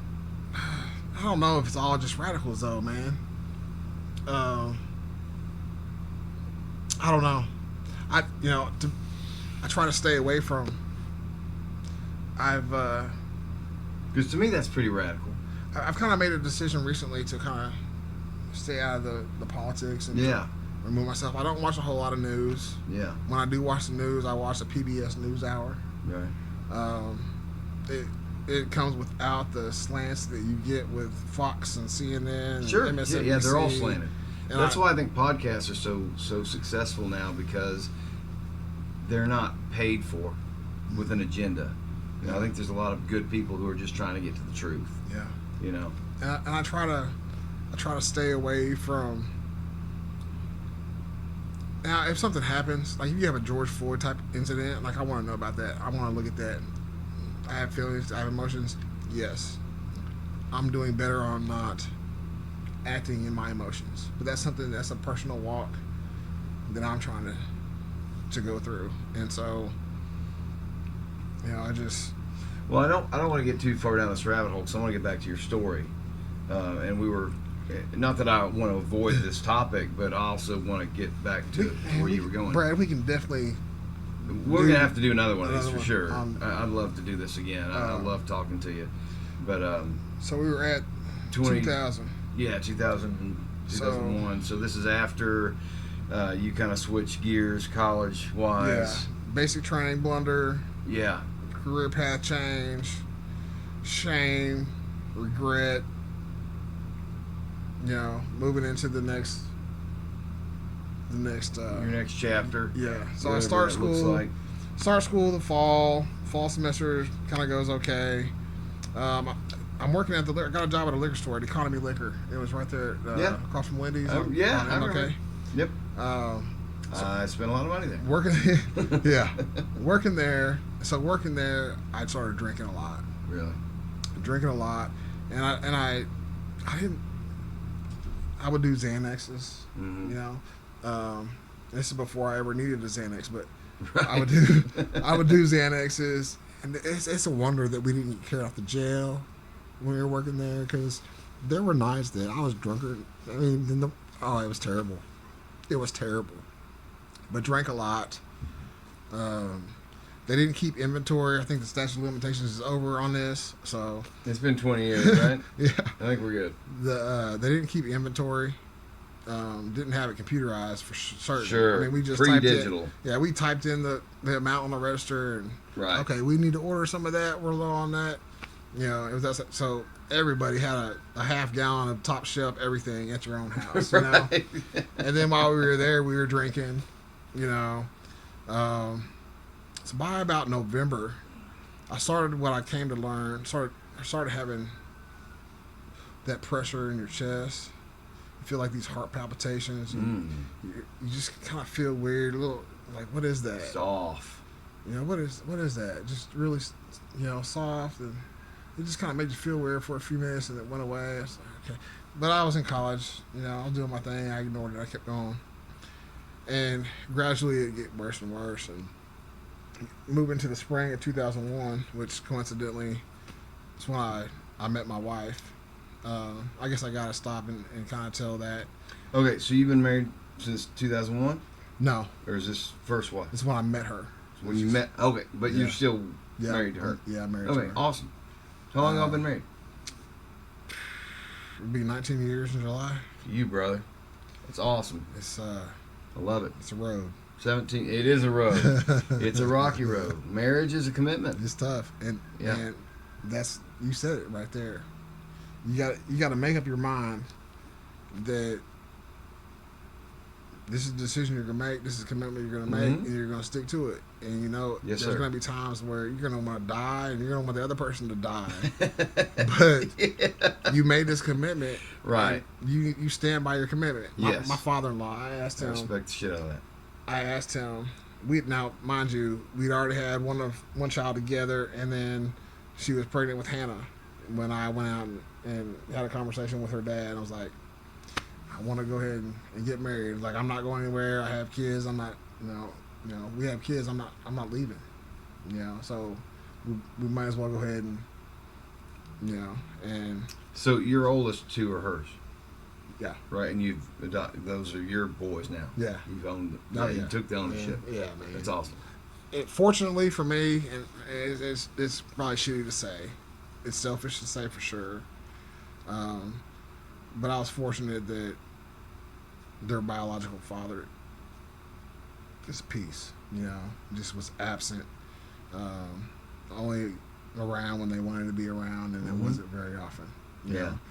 But really thank absent. God that you were there. Yeah. To take over that role. It was a blessing. Yeah, I'm was sure for them. Man, it's a blessing for me too. Yeah, absolutely. Yeah. That's beautiful, dude. Those two are something else, man. Those two are something I else. love to hear that, man. I love that you stepped up and did that, and I love that you're close with them. And you basically call them your boys. Like, They're they're my sons, man. Kendrick, man, he's a state trooper now. He's actually a drill instructor for the troopers, and he's on the SWAT team. He just got You're married. super proud of him. I can tell I'm what so you're proud talking of that, about. dude. But it's It's what all- I've always talked about is like blood family versus chosen family, right? They're not blood, but they're chosen. Like you love them just as you would Man, your own I kids, do. and that's I do. beautiful. And Marshall too. I'm proud of him too, man. He's about to be a journeyman plumber. That's something I don't know if I've talked about it on a podcast, but it kind of disgusts me that these athletes and rock stars and movie stars make so much money when the electricians and the plumbers and the people who actually make the world go round are just struggling. You know what I mean? It's kind of backward. Yeah. I have so much respect for people who do shit like that, plumbing and electricity. I don't know how to do that stuff. Yeah. It's But I love they're seeing called how a skilled proud. trade for a reason. Yeah, you know? absolutely. But I love seeing how proud of them you are. Oh yeah, man. I love all my kids, man. I'm really blessed. I am really blessed with my kids. Sure, every once in a while you got one to take you where you don't want to go, but it is what it Absolutely. is. That's life. You know what I'm saying? That is But life. I love every one of my kids. But I can't even And make I'll you. walk So there's through fire 7 for all of total. them. Yeah. So you guys are playing zone coverage all the time. I mean, it was really crazy. How many are still in the house? When they were young? Oh, James is in the house most of the time. Hannah, when she's back for school in the summer, and then Isaac and Janice and Janae. Okay. So right now we have 6 people in the house. We have an additional guest from Bethany College came down with Hannah for the summer. So we got a house full, but it's good. It's chill. It's not as crazy as it was, 10 years ago. Yeah. When I had twins in T-ball. Yeah. And everybody playing summer ball. That's nuts. Kendrick's already gone, but everybody else is playing summer ball. Right. So you're talking about 6 kids playing summer ball. Jeez, dude. 5 different teams. We're thankful to have some good parents on some teams that we trusted, that were able to help get the kids back and forth to where we needed to go. But I wouldn't trade none of that. It was exhausting at the time, but it was worth every minute. Man. I enjoy it. I hear you. Yeah, we lived in this building when we built this in 2014. The expectation was to build the house the next year. Well, James Gibson. Oh yeah. We bought it from James, and James was going to live back there. He had 40 acres. Well, he decided to split it up and quarter it, which was going to put 4 families basically right, like that would be driving right past our house. I was like, man, the whole point of getting out of here was to get away. We thought you were going to be back there, and so he ended up selling us the easement and the 10 acres, which delayed the building of the house. So we lived in this building for 5 years with 3 kids. Oh wow. And you talk about some tension, man. Yeah. But especially with me and the wife. I mean, you're on top of each other all the time. Yeah. But it taught the kids, they played outside during the summer. It was winters that were kind of tough. But it's a sacrifice, but it's worth it. It was worth it. I'm grateful Absolutely. for that now. Absolutely. Yeah. And I'm grateful It's that tough when you're going through it. But yeah, it's tough when you're going through it, but it also strengthened our relationship, in ways that you don't know your relationship can be challenged. Yeah. But that's beautiful, man. I love your attitude about all that. Yeah. But you want to go back to Okay. we keep me on sidetracked here. No, it's all right. We're 2001 or 2000. Yeah. So 2001. Okay. Well, I later learned these were anxiety attacks, but I didn't know what anxiety attacks were. And honestly, I didn't believe in depression. And we're going to get back to that here in just a minute. Yes, sir. But I want to tell you about the first day of class real quick. So it was near the end of the day. It was the last class of the day. It was in the education building because I was still taking some of these education courses. Mm-hmm. This was an educational technology course. And it was the lab, I think. Yeah, it was the lab. And I go to the room. It's on my schedule. I'm looking around, and it's education. So it's all girls. I mean, there might be one other dude in there. And, oh, man, so many of these girls were just beautiful. It's like, oh, my goodness. Golly. Oh, my goodness. Look at all these girls. Where am I? Yeah. You know, there's only one place to sit, so I sit down. And the teacher gets up, and he's like, all right, there's been a change in the schedule. I'm going to go through and call the people on my roll. And there's going to be some of you that aren't on my roll. And so he goes through, and there was like 5 or 6 of us that weren't on the roll. And so we get up.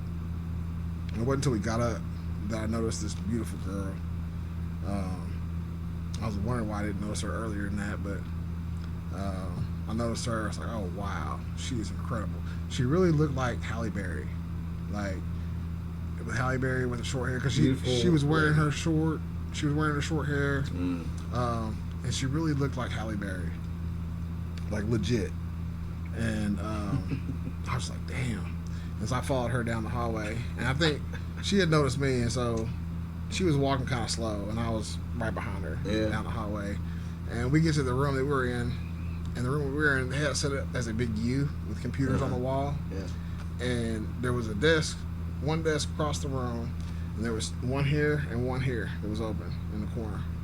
And she hurried up and sat right here, and then she looked at me, made eye contact with me, and then looked at that chair. And I was like, okay, she wants me to sit here.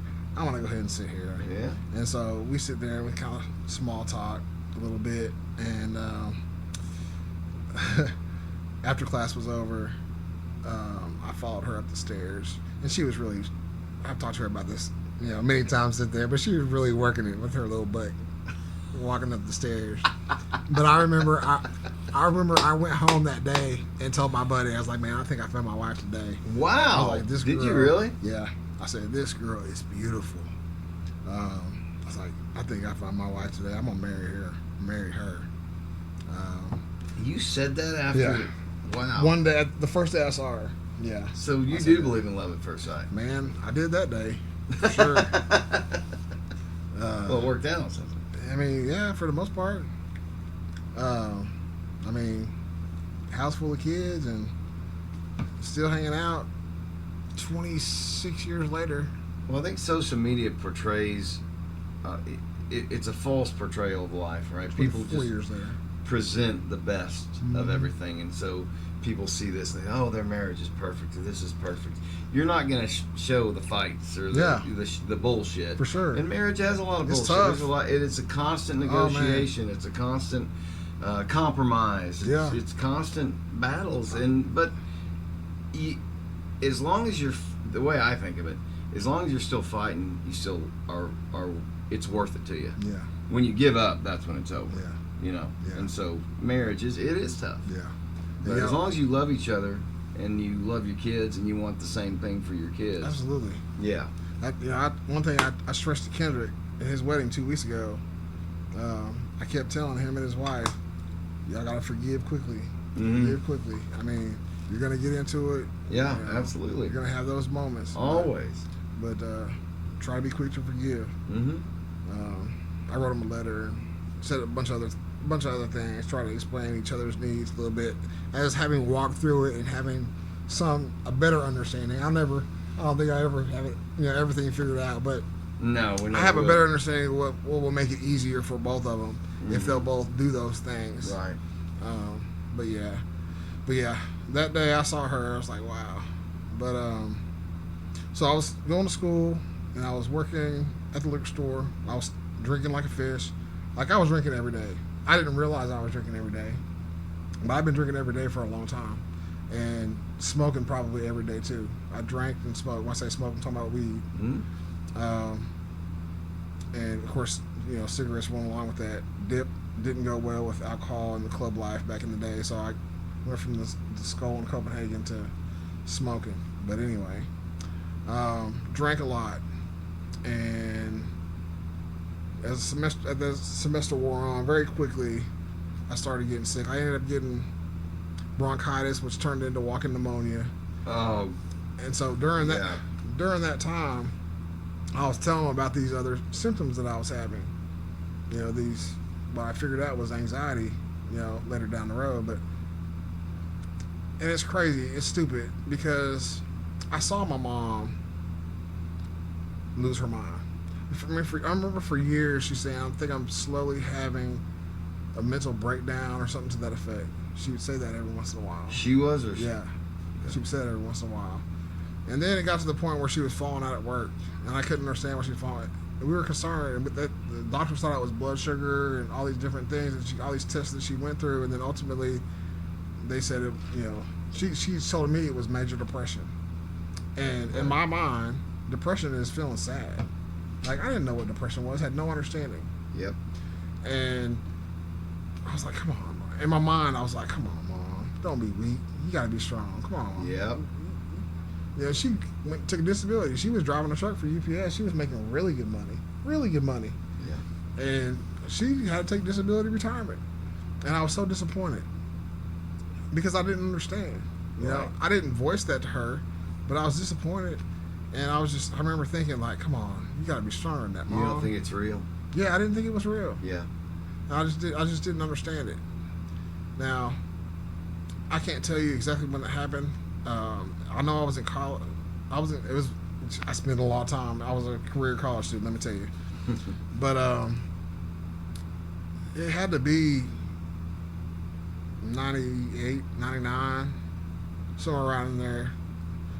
99, maybe. It was somewhere around there that she was diagnosed and ended up. Like, she was one that, remember I said for years, she kept on saying, I feel like I'm slowly having a nervous breakdown or something like that. For years she said that. So she ignored what she was going through for a long time. Yes. A long time. Until it, like, literally took her down. Yeah. You know what I'm saying? And like I said, I was young. I had no knowledge. I did not believe in depression. A lot of people don't, because if it's something you don't experience, like I was talking about racism. If I didn't experience or see it, I don't think it exists. Yeah. Same thing with depression. If you don't know it or experience it, you don't think it's real. And I saw it, and forgive me, Mom, but I was thinking, like, man, I can't believe she's just falling apart like this. Yeah, just suck it up. Yeah, it's exactly what I thought sometimes. Come on, suck it up, Mom. You got this. Suck it up. Yep. Like, she wouldn't want to get out of bed. I just didn't understand that. Like, I remember going into her room and pulling her up out of bed and walking her to the bathroom. I might have even turned on the shower and been like, Mom, get in the shower. Yeah. Like, but she would lay in the bed for a few days, and I was like, no, you got to get up. And I go, but not understanding, I didn't give her, I don't know. I really failed her during those times. Well, in your defense, you didn't understand. I didn't understand. And so, like I said, when I started getting sick, I got white pneumonia, I started telling them about my symptoms. And so they started sending me through this gamut of tests. I mean, stress tests, CAT scans, MRIs. I mean, I went, every test that they could run, they ran it. Really? And they always came back, we can't find anything wrong with you. And they would ask me, are you depressed? I'm like, no, I'm not depressed. Explain to somebody what depression is. I mean, because that's, I didn't have a clue. I thought it was being sad. A lack of motivation to do anything or get enjoyment out of anything. That's definitely part of it. That's a huge part of it. And I just didn't know. But it was getting worse. These panic attacks were getting worse. They were getting so bad that they were putting me on the floor. Like, I thought I was about to fall. I thought I was about to die. I as a man, I managed people for 7 years at Corporate One, I call it. I don't like using names, but I would have people call in for having panic attacks. And I would roll my eyes, like, those aren't real. And the first time I had one, I thought I was having a heart attack. Like, I went in immediately. I thought it was. I didn't know panic attacks were real. Yeah. And I've got extreme anxiety, which is part of the reason I cope with this. Because I worry about everything all at once at the same time. And it stresses me out so bad, it feels like I'm having a heart attack. And I also didn't believe they were real until Yeah. I started experiencing them. Yeah. And so I'm going through these doctors and struggling with these panic attacks. And one day I'm at my mom, I kind of telling her about the test and everything. And she had already asked me if I would go see a psychiatrist. And I was like, no, I'm good. I don't need to see a psychiatrist. Right. And so this day, she happened to have a friend over at the house. And this friend, now, you know, all of us have kind of shady character friends at some point in our life, but I can't remember her name, but this friend had some Valium. She had some 15 milligram Valium, I believe. And she was like, here, have some of these. And she gave me, I don't know, 20, 30 Valium. And I took one. It's like, okay, you know. Makes you feel good.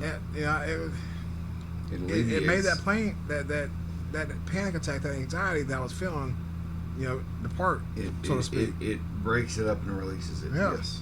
And so I started popping them. And like I was popping 2, 3, 4 a day. Yeah. It was 3 or 4 a day to get through the day. Yes. You know what I'm saying? And I felt better. Yes. I was feeling better. I wasn't dealing with this stuff anymore. And then when I came back and reported that to my mom, she was like, you got to go see Dr. McCall. You got to go see him. And so she begged this guy, because like he had this strict rule, he wasn't going to see family members, but she begged and pleaded with him, please see my son. Why wouldn't he see family members? I don't know. He felt like it was a conflict of interest. Really? Yeah. Okay. So I was like, fine. This is probably March 2001. Right. And so I go into his office. He has 3 different private waiting rooms. Okay, and then one of them, he has a direct door to his office, and then he has a door to a hallway where he would go get the others, you know. But he valued people's privacy or whatever, and he protected it. Sure. So, but anyway, they stuck me in this room, and this room was covered in brochures, psychiatric medicine brochure type stuff. And I sat down in this chair, and I was feeling pretty chill. I mean, nothing. I was feeling pretty good. Were you taking Valium at the time? No. No.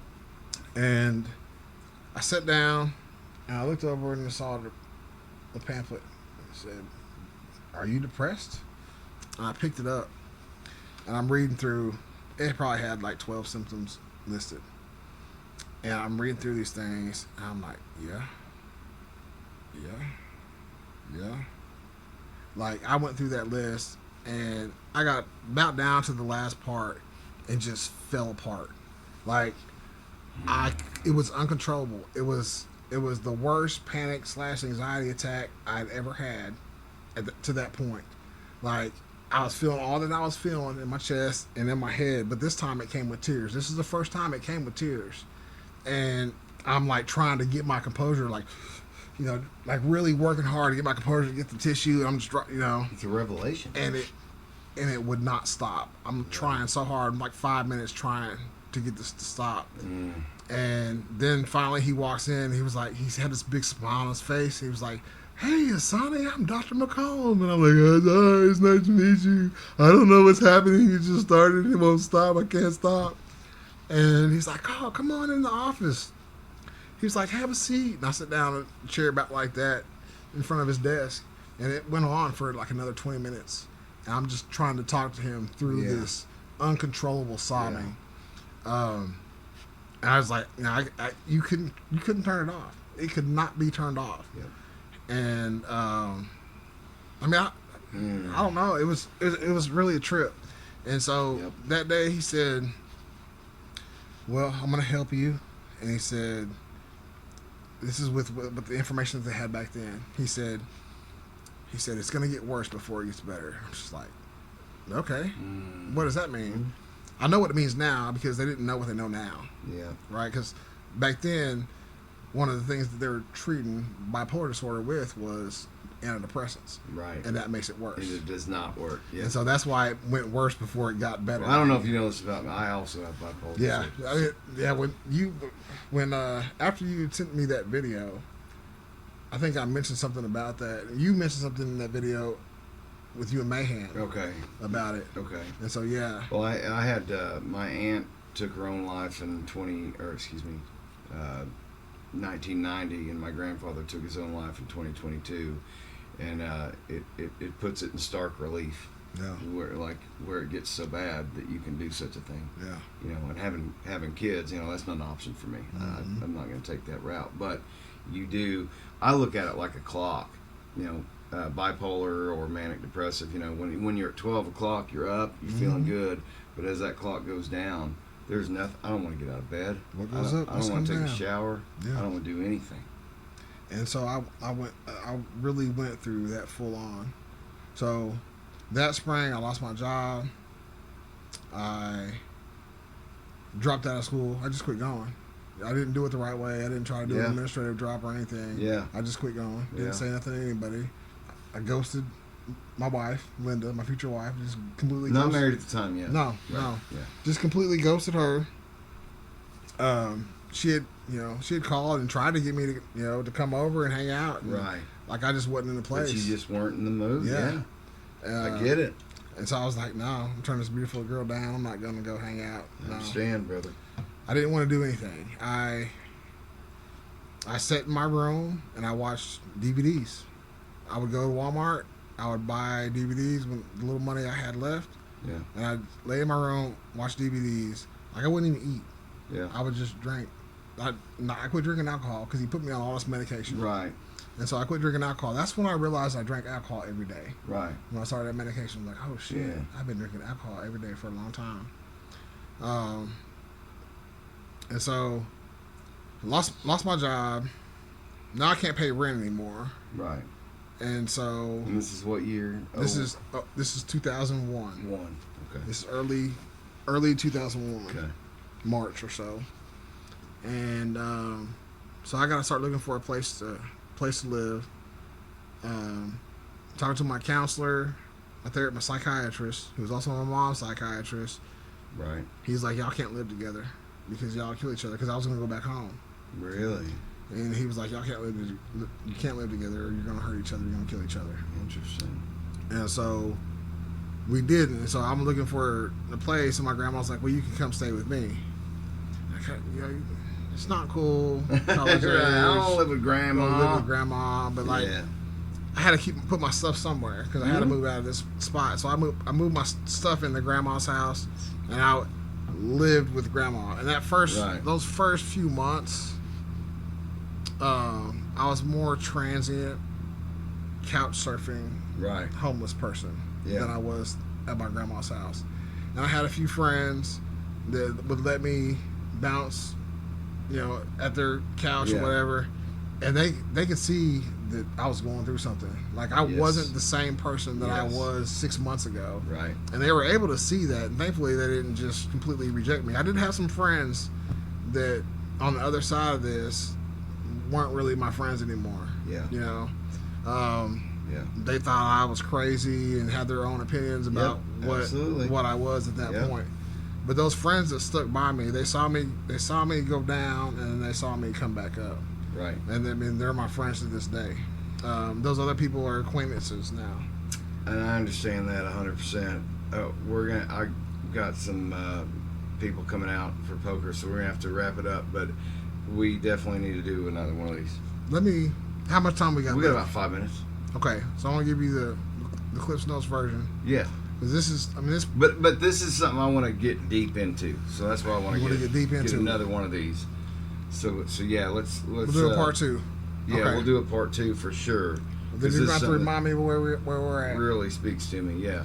because things are about to get real interesting. Yeah. Right. And that's why I want to spend real time on it. So Fair enough. if we got about 5 minutes, let's kind of summarize what you want to close with, and then we'll do another one for sure. Man, I don't know, man. So I'll say this: when I was getting down to my lowest right there, that period, Yeah. you have all these emotions come out, and then with these emotions come memories. And what I found was that I had a lot of hatred in me that built up. I hated certain people, and I hated my stepdad. Yeah. And before I moved my stuff over to grandma's house, I tried to find him, and I had a plan to kill him. No shit. I had and this is how stupid. This is how you lose your mind. Yeah. Son of a criminal defense attorney, I'm going to use my Discover card. I'm going to use it for gas to go down there, all the way down to where he is. I found him listed at Enterprise, Alabama, and I was going to put him in a wooden chair, duct tape him to the chair. I was going to use the pliers to pull out nails, his like fingernails and toenails, and I was going to hammer nails into him on his arms and legs and hands, and I was going to set him on fire. Bro, that's deep. That was my plan, but I called the phone number and it was disconnected, and so I didn't go. Right. But down at the lowest, all this anger came out. So, and 90% of it was directed towards him, and then a small other percentage of it was directed towards these people that I asked for help that wouldn't help me, that wouldn't listen to me. Yep. I was mad, and so I went and told my grandma. My stuff was at Grandma and Grandpa's house, so I told them how I felt about it. Where they cried. I wrote letters to I think I wrote letters to both of my uncles, Billy and Howard. I don't know if I ever got to give it to Billy because he came over to Grandma's house one day, and I was talking to him. Come in. But he cried, Yeah. But Uncle Howard was mad about his letter. But we can pick it up next time. Hey, but dude, honestly, the stuff you shared today is brave, it's powerful, and we might need to do 2 or 3 of these, man. I love talking to you. Yeah. I really looked up to you growing up, man, and I'm glad to sit down and have a conversation with you I've enjoyed it. we relate a lot about this stuff, and we'll definitely let's schedule another one of these. Right on. This is good sounds therapy good. for me, for you. I think it's good to talk about these absolutely. things, get it out in the open. So thank Absolutely. you for coming on, man. Yes, sir. We'll do it again. Yes, sir.